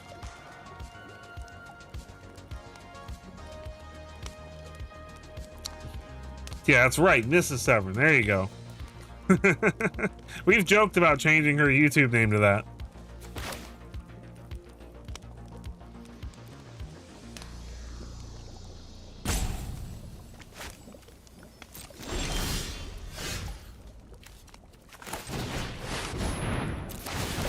I'll take 6 life, thank you.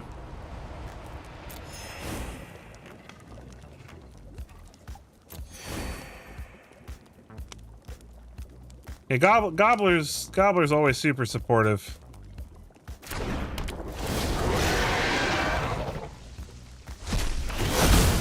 I'll take an Overlord of the Hauntwoods, thank you. Oh, you're too kind, Gobbler, too kind. I tend to think she would agree with you.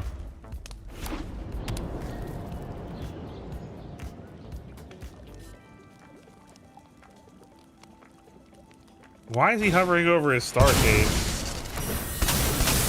Oh, okay.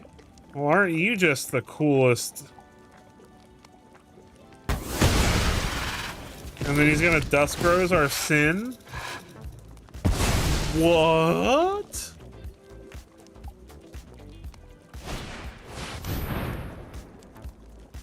Another Battlefront. My gosh.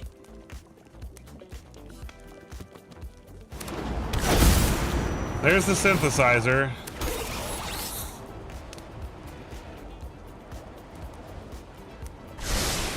Keeps both on top. That can't be good for me.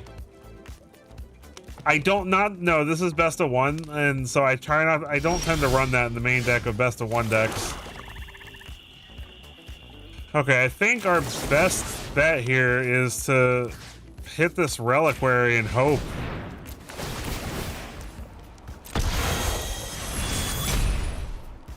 Get our Sin back. I wish I was running Cease Desist now.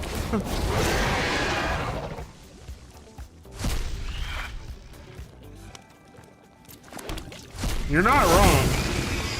Overlord of the Baelmerk. I've got enough land to cast Valgavoth now.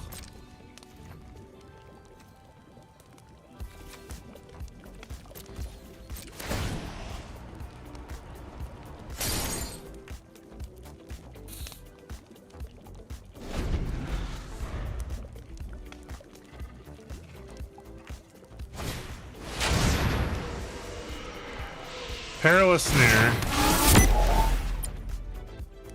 Gets rid of Sin again.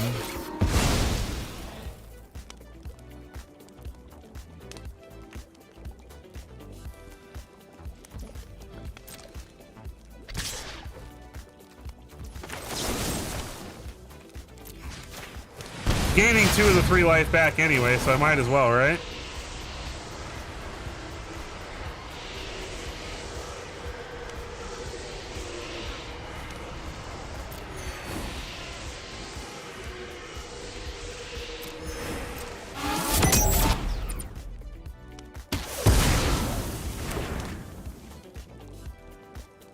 Man, I need to draw something good, though. Another synthesizer. Okay. Gosh, we're doing so much cool stuff, and he's still gonna wreck me just because synthesizer is such a busted card. It's such a... I hate it because I love the deck, but, like, it's so annoying to play against, you know? And we draw a breeding pool.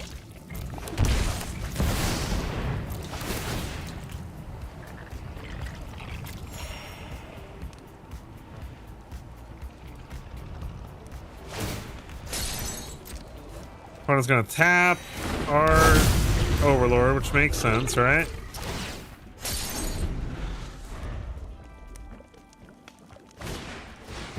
Cryogen Relic, sure. Agreed. Agreed. It wouldn't be as good without those 2 cards for sure.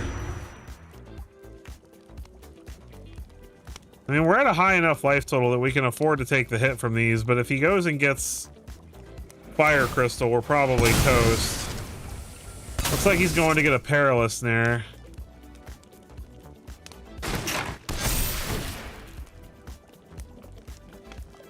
What does he sacrifice to get rid of the Valgaboth, though?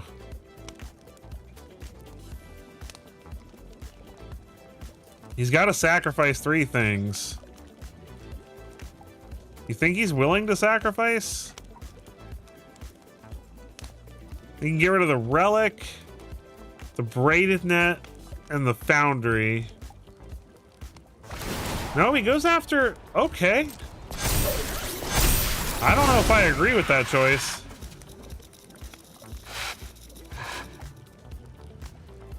I don't think that was the right choice at all.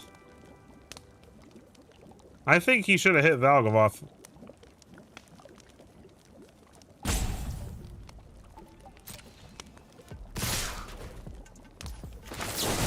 Hold on. No. Let's do this right. Block. You definitely should have tapped that first.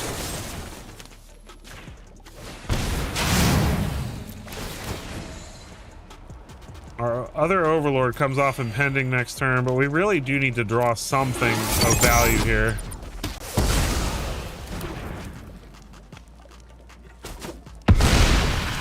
So we're at 31 still. I mean, the opponent's got a ton of stuff, though. We gotta draw something good. I don't. Fangkeeper's familiar. Is interesting.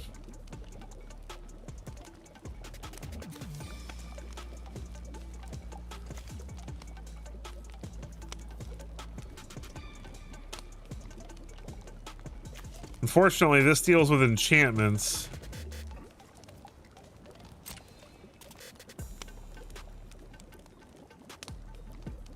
Okay, that's about... If he's really about to try that, that's gonna get countered, and he's forgetting.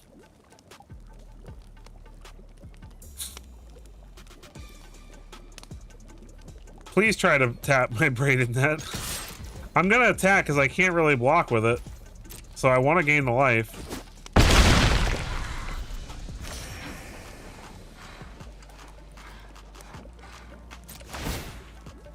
Overlord gets untapped.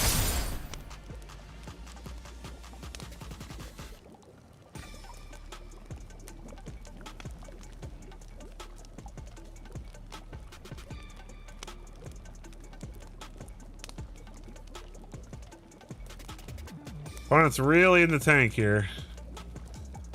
I mean, tapping the Overlord's a good call here. And then he can use the Cryogen Relic to put... But see, I'm gonna start getting a hold of that stuff as he sacrifices it. And Fangkeeper's Familiar will at least let me get some surveil going. What does that do for him? What? Why?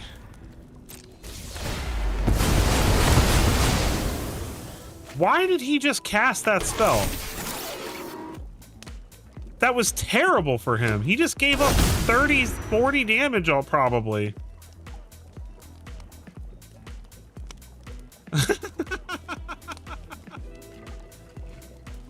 Oh my goodness, he gave up.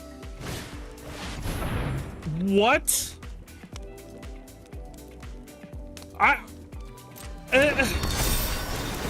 What? What is he doing? Oh, they're 10-10s now, guys, they can't attack. What is happening?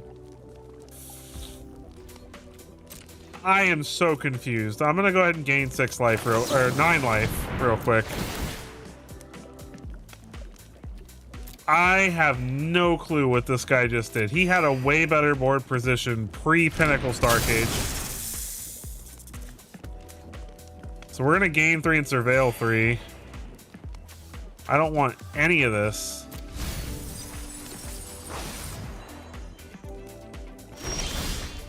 Oh my gosh.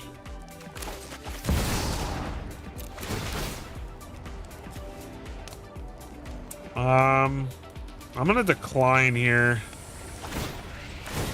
What is he doing? What is he doing?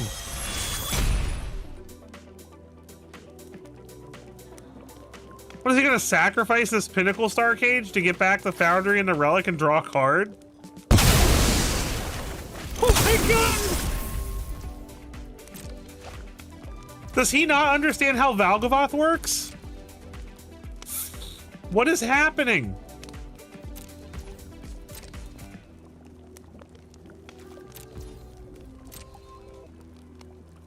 Like, he just gave us a Perilous Snare.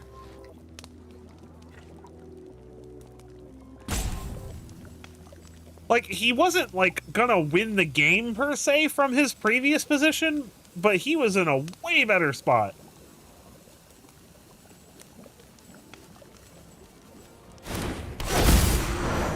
Oh my... Okay.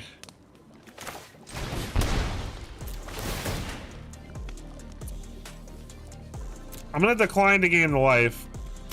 So I'm gonna get rid of his blockers now. So I can attack with my Overlord without worry.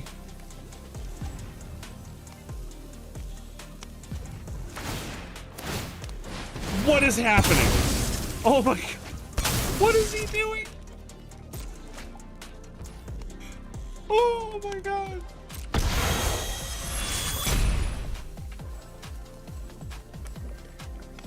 I guess it makes sense because he's gonna lose those anyway, right? But that, I don't, like, Valgavoth's not there to attack.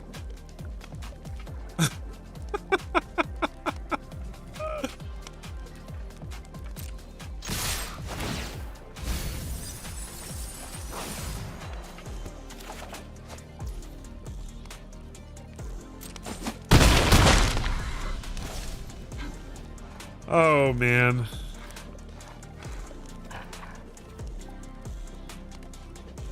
I don't even think I have to care.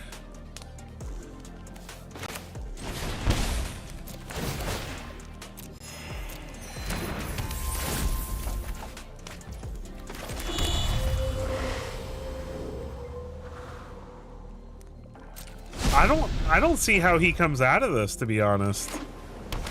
I don't know what he was planning. I don't know what how he thought this was all going to work out. Like, does he not play? Does he not play Oh my god. Okay, like, have a ball, dude. Go for it. You've like nothing left to sacrifice at this point. And platinum? You think he's new at platinum? I guess getting to platinum, you don't lose stars and gold, right? You're right, man. I'm probably overreacting. I'm just lost, you know what I mean? Like, I'm not used to seeing this kind of stuff.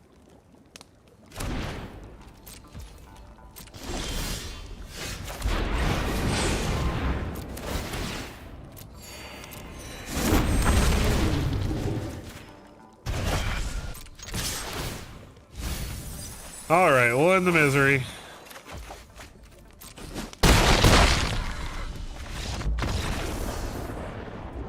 I was so sad, but I thought Jim Davis was gonna be at SCG Con Orlando. They made it sound like him and Reed Duke and them were gonna be at SCG Con covering it, and they weren't. And I guess I'm an idiot for thinking that no, it was remote coverage. I was so excited to meet him, and I was like, maybe if I meet him, I can get him to like get me in with like Wizards or something. And like, I've always really respected the guy, and I think he's a really funny and good Magic player.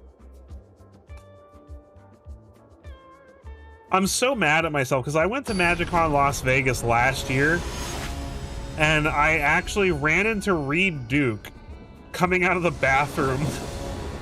I was so awkward. I was like, "You're Reed Duke," and he was like, "I am." And then I just kept going in the bathroom.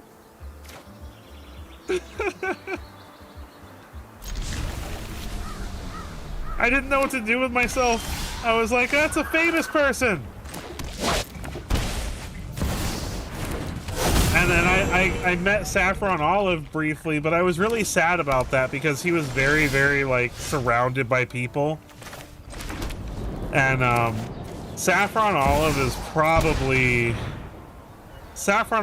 probably my biggest influence outside of, I don't know if any of you remember Frank Lepore, but Frank Lepore used to be, and I mean he still plays Magic and he still streams occasionally, but Frank Lepore used to be one of the best streamers and just the funniest guys on YouTube making content.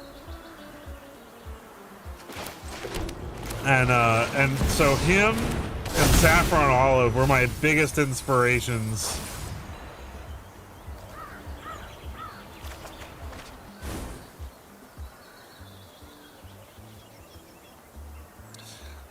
No, I get it. And like I said, you're completely entitled to your opinion on that stuff, and I don't have anything against how you feel about it, you know, but like I said, to me, I've just, like, I have him as friends on Facebook, actually, and I've never really seen him talk about it that much, you know?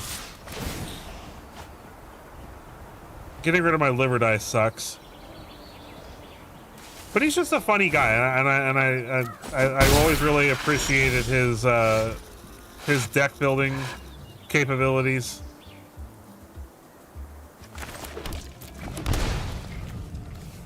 What is this guy playing? Just like, not quite sure what's going on here, but yeah, Frank, he's still, I have him on Facebook, like, so I actually kind of, like, I get to see some of his, like, personal life stuff, you know, which is kind of neat, see him, like, how his life has developed over the years. It was back when him and Melissa DeToro were like, they used to stream as a couple all the time. That was always really funny listening to them banter while they played. And then, like I said, Saffron Olive, he's still very, very popular. Oh, I'm not better than Jim Davis. No way. I'm very, very proud of myself for how much I've accomplished so far being a small streamer, but I am definitely not better than Jim Davis. A, he's a pro player, and B, he's just a much more accomplished player than me in general and streamer.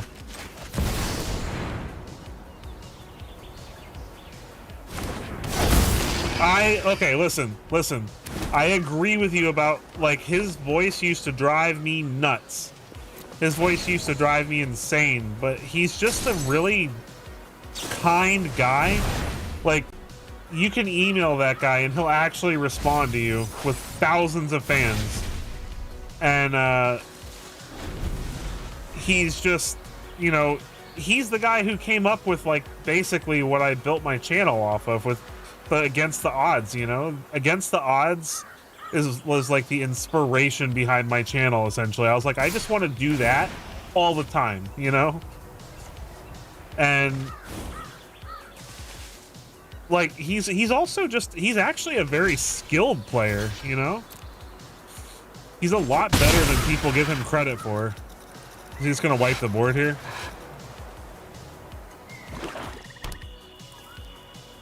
Like, that was a really weird attack. Ah, okay. Now it makes sense.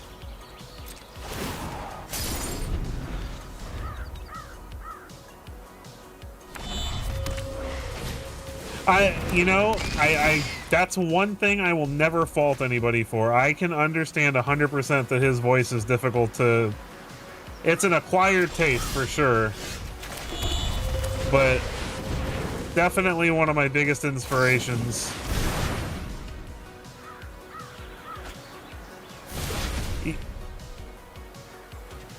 Yeah. I like Ash Lizzle a lot, too. Ash Lizzle is definitely a really awesome streamer. I love so much that Fangkeeper destroys Fear of Missing Out. That makes me so happy inside. This is going well, this game. I know we've been talking a lot, and I haven't really been talking about my plays. I like his deck building, but he is an example. I like his deck building, but he's an example of what I consider to be overacting. You know what I mean? He's too hyped up. You know what I mean? It's like, I'm hyped. I make jokes. I'm animated. I'm whatever. But I feel like he pushes it a little bit. But I like him. He's a funny guy, and he's a great deck builder, and I think he's really cool. I'm not dissing him at all. I'm just saying it's hard for me to watch him because, I'm just like, oh my god, like, tone it down a little bit, bro. And he talks a little too fast sometimes, which with his accent can make it a little hard to understand. And that's another thing.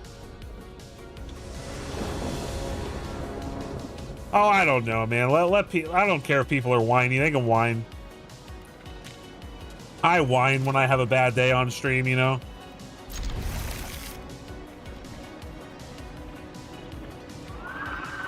I agree.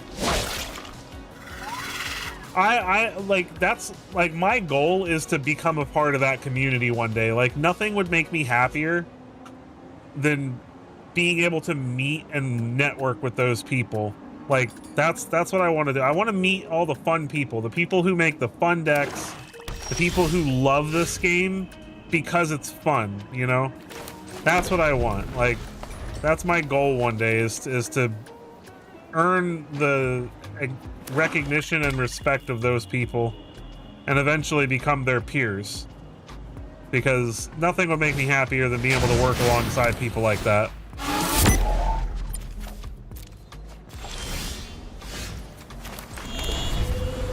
Bro doesn't realize that he might be helping me.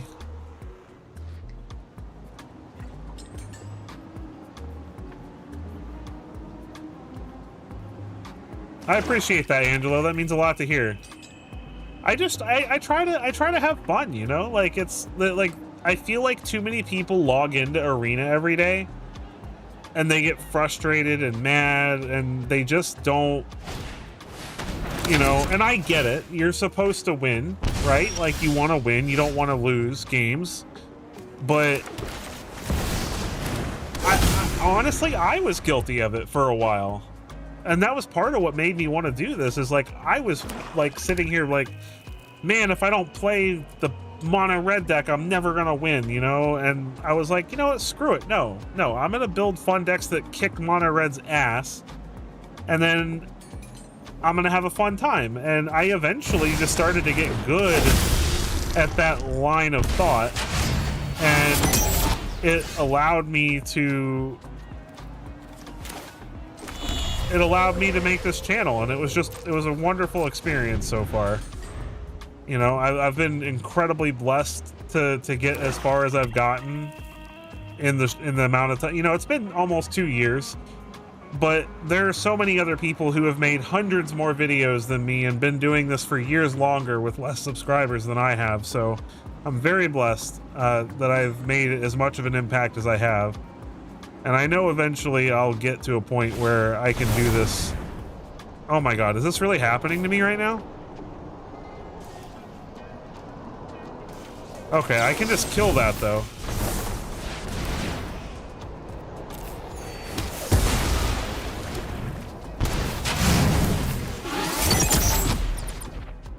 That was really close. That was very close to being horrible. I have an 8 life right now. That kind of sucks. Thank you, dear, for saying such kind things about me. She's a little biased, though.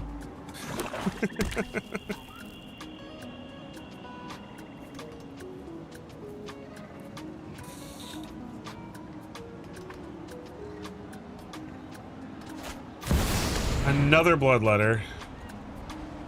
Okay. I'm not dead to that, but it's definitely not great. Wait. No. Okay. I need to stop. I need to not let him go to his end step. Because I can get rid of the annex and not lose any life. And then I can bounce. I can gain 3 life here. Get rid of the annex.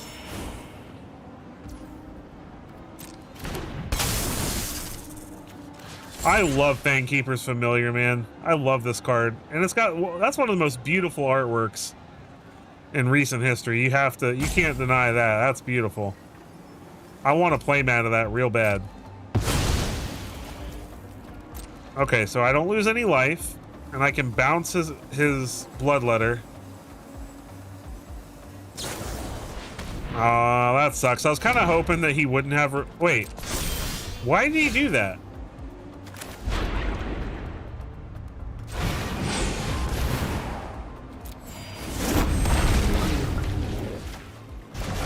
I'm gonna bounce my familiar in his bloodletter so I can recast my familiar later. I should probably be playing cover up in this list, but I feel bad about playing cover up when I'm playing Llanowar Elves. It's probably not right to not be playing cover up though, if we're being real.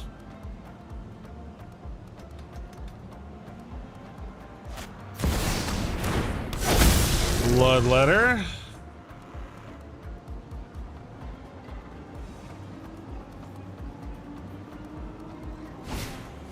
And Slasher, so he's got the whole little stupid combo thing.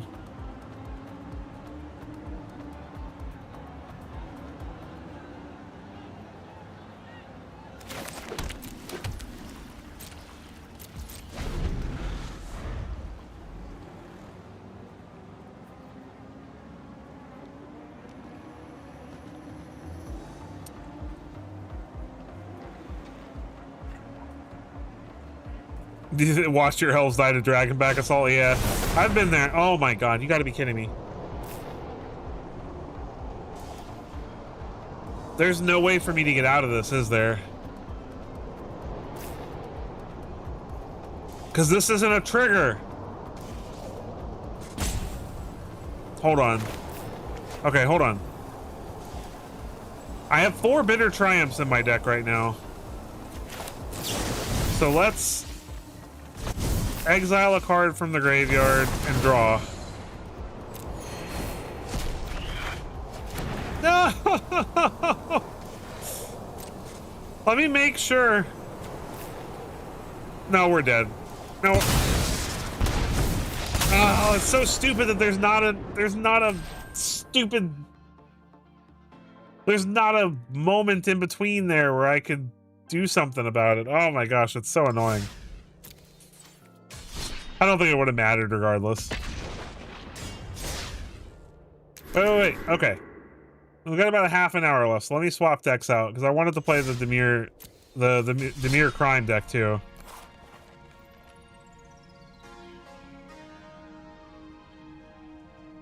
Or maybe, I don't know.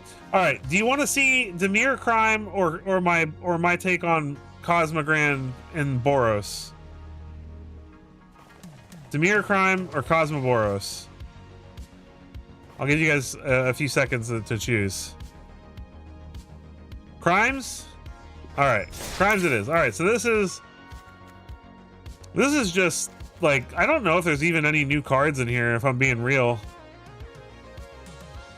I just wanted to play crime. I miss Friend the Relentless. I miss Lazov the Familiar Stranger. Well, maybe I'll play a couple. I could probably fit in like 1 or 2 games of each. I just miss this crime package. I miss this crime package a lot, and I just wanted to play it. And I feel like it's really good right now with how popular Reanimator and Vivi is. Even though we haven't seen any Vivi decks in Best of 1.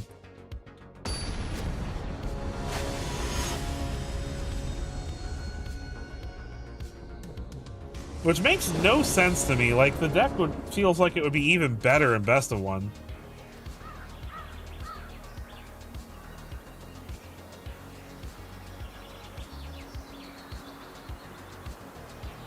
I don't actually know what that card is. I'll have to look into it.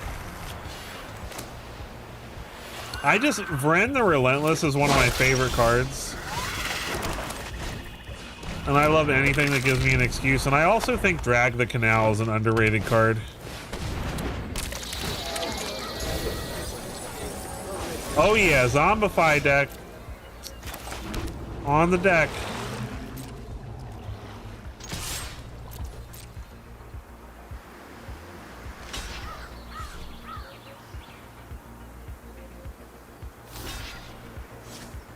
He's trying to think of why I'd be attacking into it.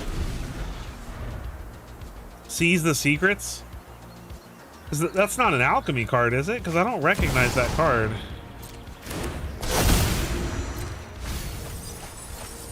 Okay, he's got... Hey, look at this! Okay, I like this guy. Look, he's playing Sin, Sphere's Punishment in his deck.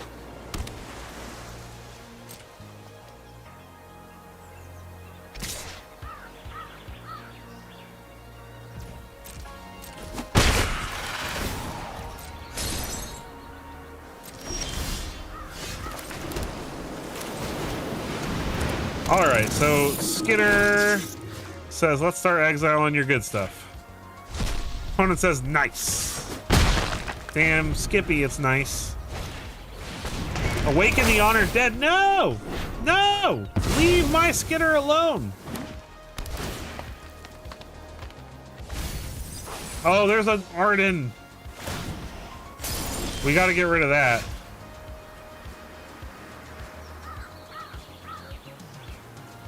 Oh man, I don't know what to do. I need Lazov, but like I don't have a way to trigger crime right now.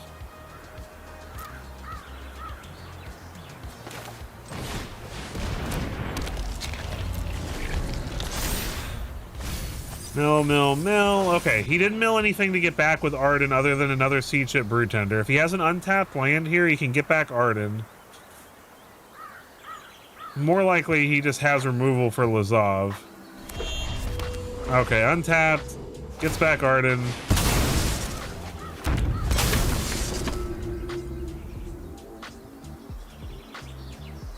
That is what it is. That sucks, but it's not the worst thing in the universe. There's another Sin.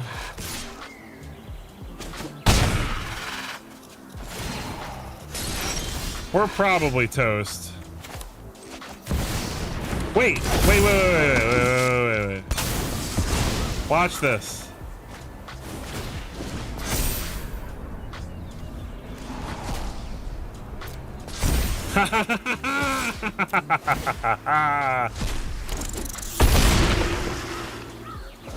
We're still probably dead, but that was really cool. Oh god, okay, yeah, we're toast.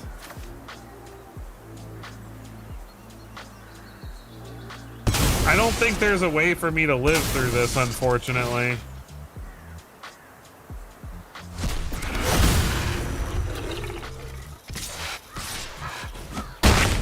I don't know, maybe I'm wrong.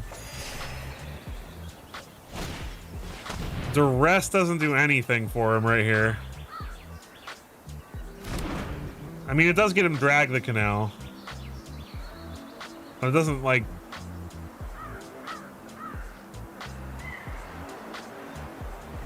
Untapped land lets me do a bunch of funny stuff. Problem is we're never getting rid of this Valgavoth.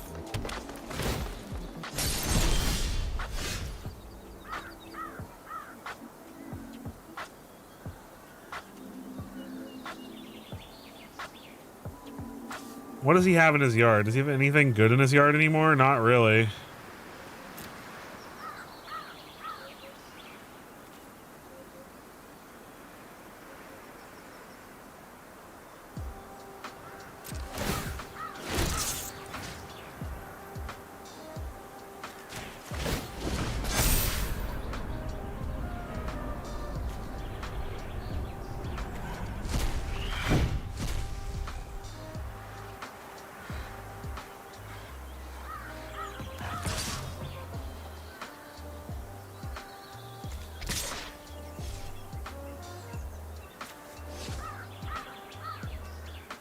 I don't think there's anything I can do here.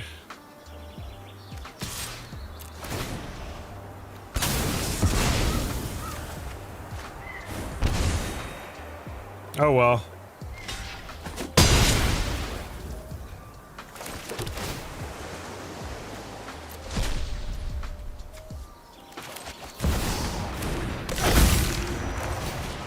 We tried.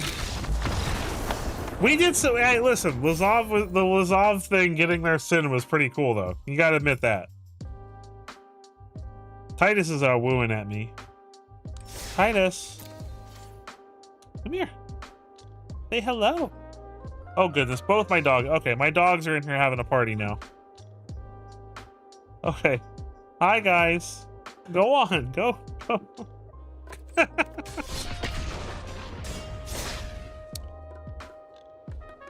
I have too many animals.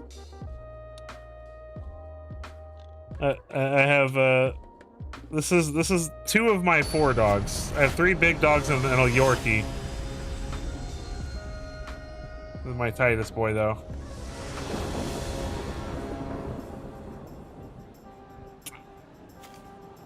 This looks good to me. He's such a good husky. We intimidated this guy into quitting. Yes, I woo. You tell him. He's telling you guys all about it. All right, come on. Let me actually play a game this time. Don't quit on me. He finally figured out he could get out of the room.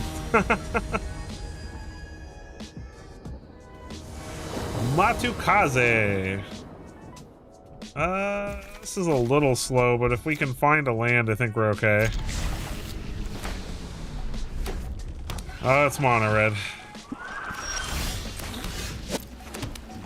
Yeah, the black and tan dog that you saw is a border collie Australian shepherd mix. He's such a sweet boy. Oh, okay, it's not mono. Well, it might be mono red, but no. Voice of victory. Okay, I don't know what's happening.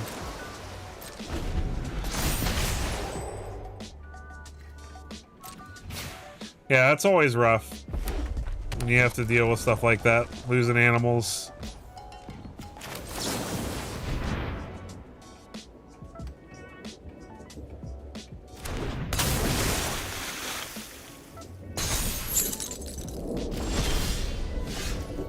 Yeah, that's definitely very true.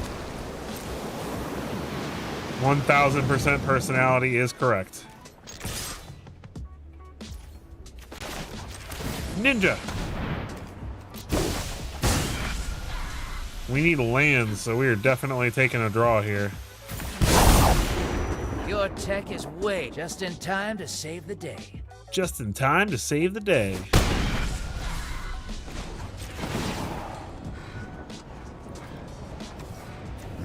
Your secrets didn't stay hidden for long. I'll take both those.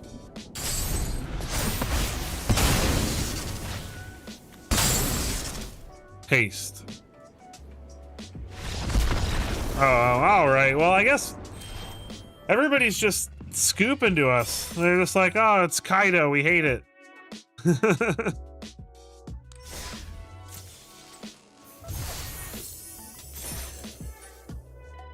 Man, like I said, I played 3 Dimir decks at the Open, and I saw, like, I'm not gonna lie, some of those people made some plays that blew my mind. Like, I didn't realize until the Open that you can attack with Flood Pitch Drowner, and then if it doesn't get blocked, you can activate its shuffle ability and then still ninjutsu and Kaito with it to put it back in your hand without having to shuffle it away and still shuffle the creature away. Like, how ridiculous is that? Let's check out some Cosmoboros. We've got about 20 minutes left, so yeah, you can literally, like, I was like, that works, and he's like, yep, and I was like, oh, like, I read the cards and I was like, you're right, it does work.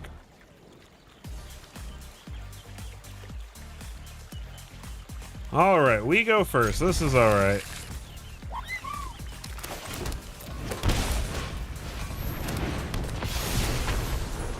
Exile something out of your hand.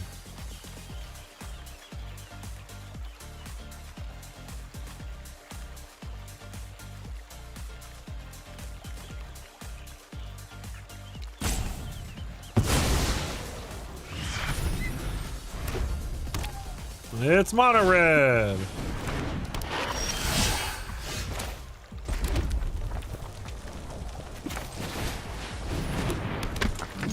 %, willing to trade this Inquisitor for his claw if he's wanting to.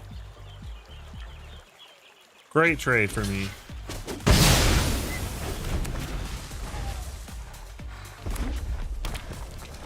Mountain for the opponent. And Scorching Shot on our Voice of Victory. That sucks.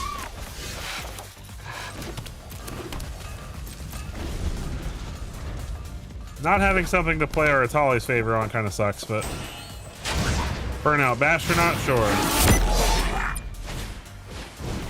Challenger is getting bursted.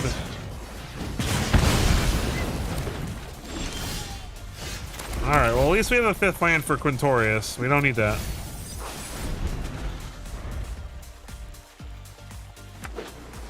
Rockface Village. When it's going to pump out their Bastronaut to get in for 2. All right, Quintorius canned. You certainly aren't my dig site crew. Hey, that is a heck of a hit there.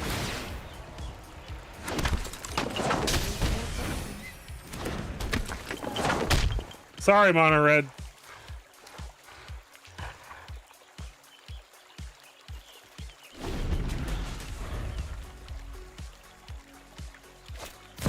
Screaming Nemesis, sure. That means we're losing our Quintorius, but I guess unless he pings his own Nemesis. Alright.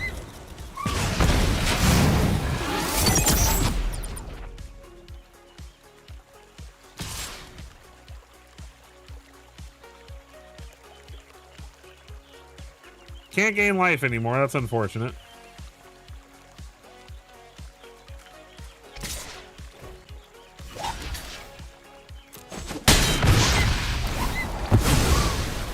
Definitely getting rid of the Nemesis then. Paper now.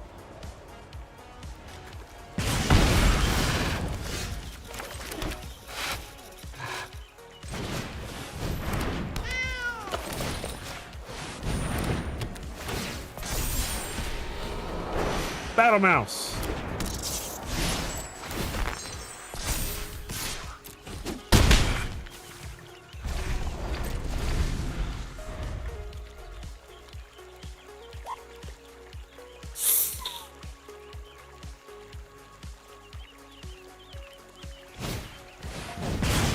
That's annoying.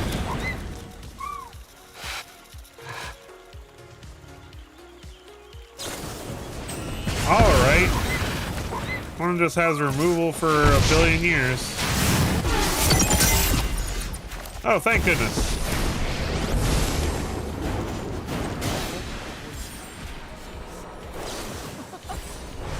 Happily get rid of that. Discoveries are around every corner.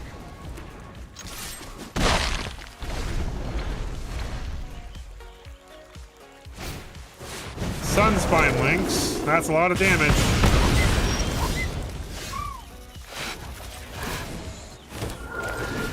Go on, know your story.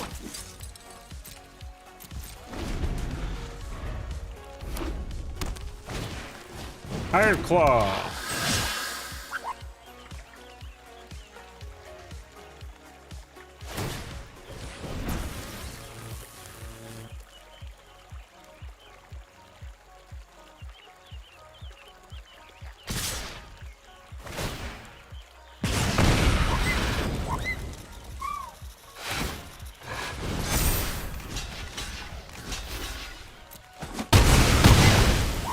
It's gonna ride Quintorius Can to victory here, I think. Sorry to wake you. Now that we know he's playing Sunspine Links, I probably don't want to put any more non-basic lands into play.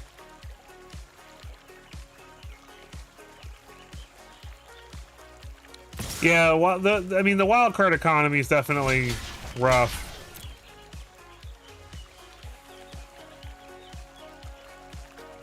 This is risky because if I don't draw a creature, his Burnout Bastronaut could potentially kill us, but I believe.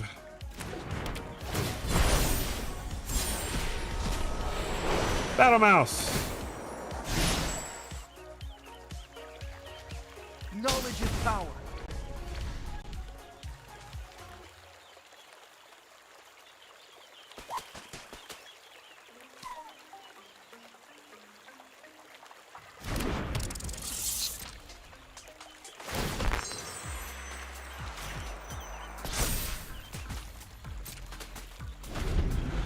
Alright, let's see what he draws. Land. Okay, but now he can pump out Bastronaut 3 times.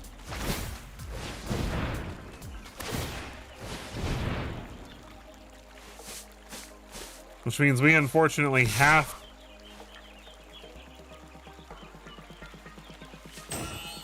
I'm just gonna let Quintorius go, I think.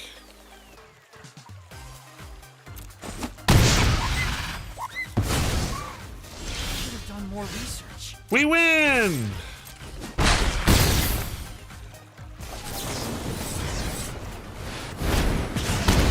Got him. Angels and Planeswalkers. It started around Capenna. That was a good time to start, though. Capenna was fun. It's definitely a lot. Especially the last couple, like the last year. Like, they really have been putting out a lot of sets. So I can understand 100%. My best suggestion is to really just get good at drafting. Like, watch a bunch of videos on drafting, get good at it. Because if you can get good at drafting, you can play this game for free. Me, personally, I only spend the money to buy the bundle for each set. So about $100 every couple of months. And that's all the money I spend on this game. It's not as bad as you think. Like, once you learn, it's really a lot easier than you might think it is. It's hard to get good at it, for real. But once you do get good at it, it's so rewarding.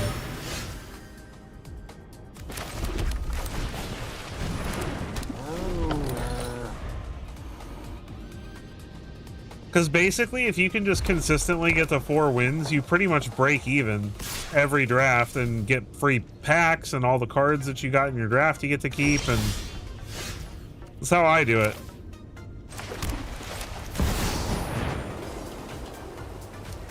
Cosmogran Zenith. Saddle up the Glory Heart. Go get a Plains. Thin out the deck some.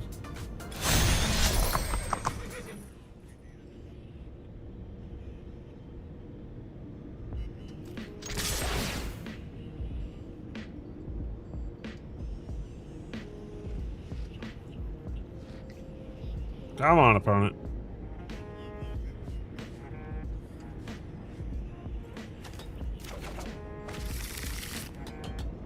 Yeah, no, I'm not gonna lie. I mean, you're right. It is hard, but if you can, you know, like for me, I just watched videos. I watched videos for like 2 weeks straight. It's all I watched was people drafting, and you know, especially the pros. They will give you enough information to help you understand what the best outcome is, no matter what the format is. But there are definitely videos for each set too. Like, hey, this set, these are the best cards, these are the best archetypes, these are the, you know, it's a slow format, it's a fast format.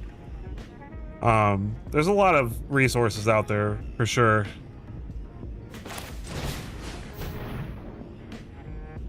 I think I'm gonna play Inquisitor and Sage of the Skies.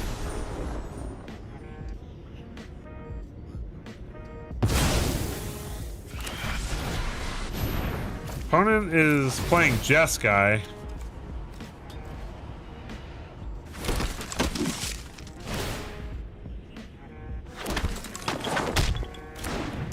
This must be like the old Jeskai Convoke list, sort of.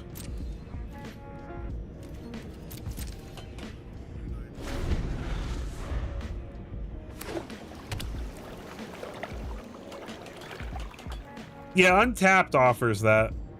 Untapped offers that, but I honestly, I wouldn't rely too much on that because it just gives you mostly like overall, like this card is powerful, not this card would be really powerful in your deck, but it is helpful.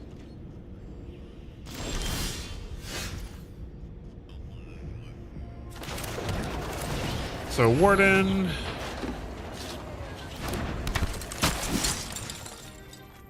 It's always favor. Counters on everything.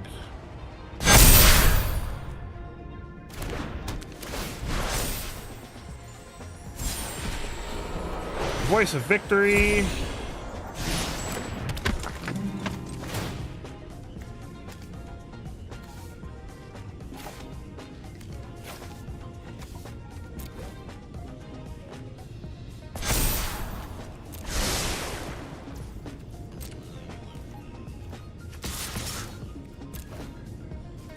Get in with these two guys.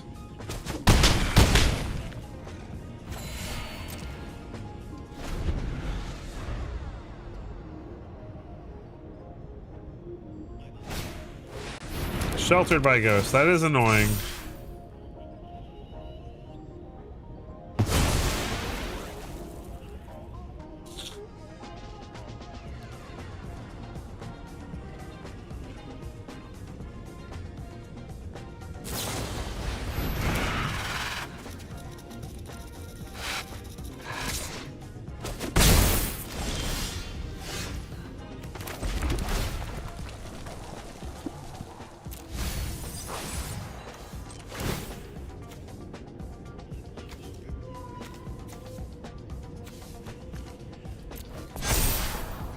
Ooh, War Leader's Call is good.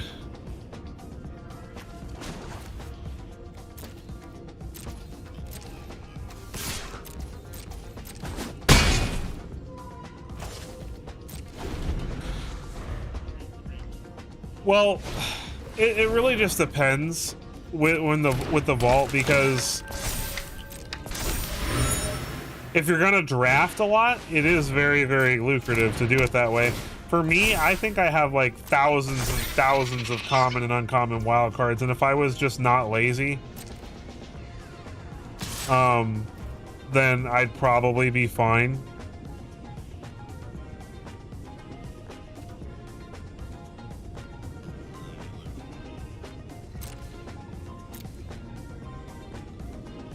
Yeah, I'll show you my wild card stash here after this game.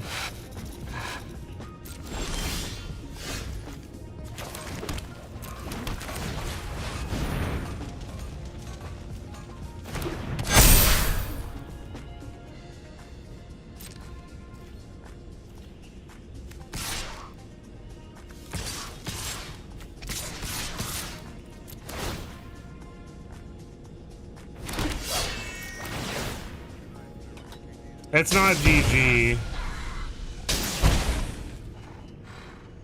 It's definitely helpful. Because he doesn't have, like, great blocks here, but he could, if he has, like, Helix or something, he could kind of screw me over. And this is definitely going to slow him down a lot. Because he does have to block pretty much everything, or he's going to die. He's still taking 2, 4, 6, 7, 8, 9, 10, 11, like, almost lethal here. His bunny corn goes down to an 8-7.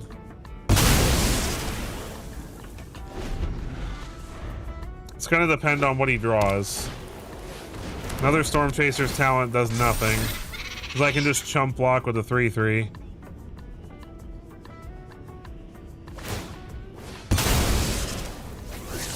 Now I'm pretty confident that we're good. I don't see how he comes back from this. I don't even have to chump block, actually. I'm at a high enough life total that I can just take it.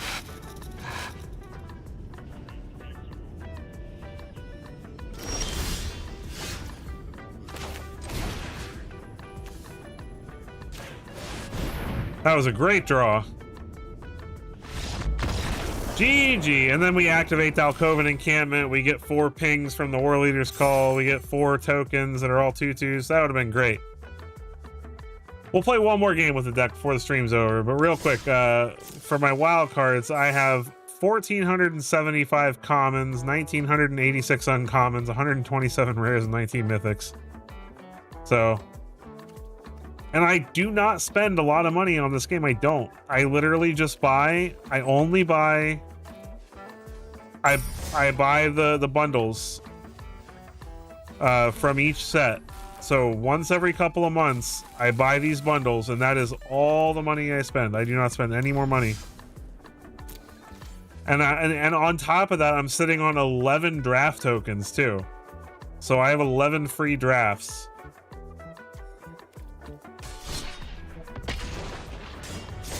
If I could give them to people, I would. That would be great. I wish you could trade this kind of stuff.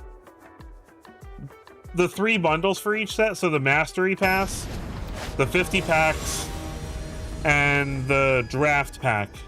Because I like to use the sealed and the draft tokens and stuff.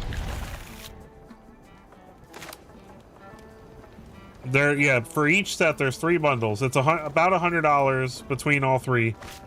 It's 50 for the 50 packs. You get 50 packs and 5 golden packs. And then the Mastery Pass is 15.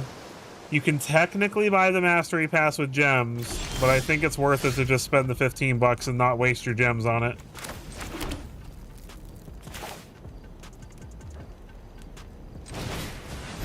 And then the draft pack, you end up, it's like $24, but you get 3 draft packs and a sealed, so it ends up being worth quite a bit.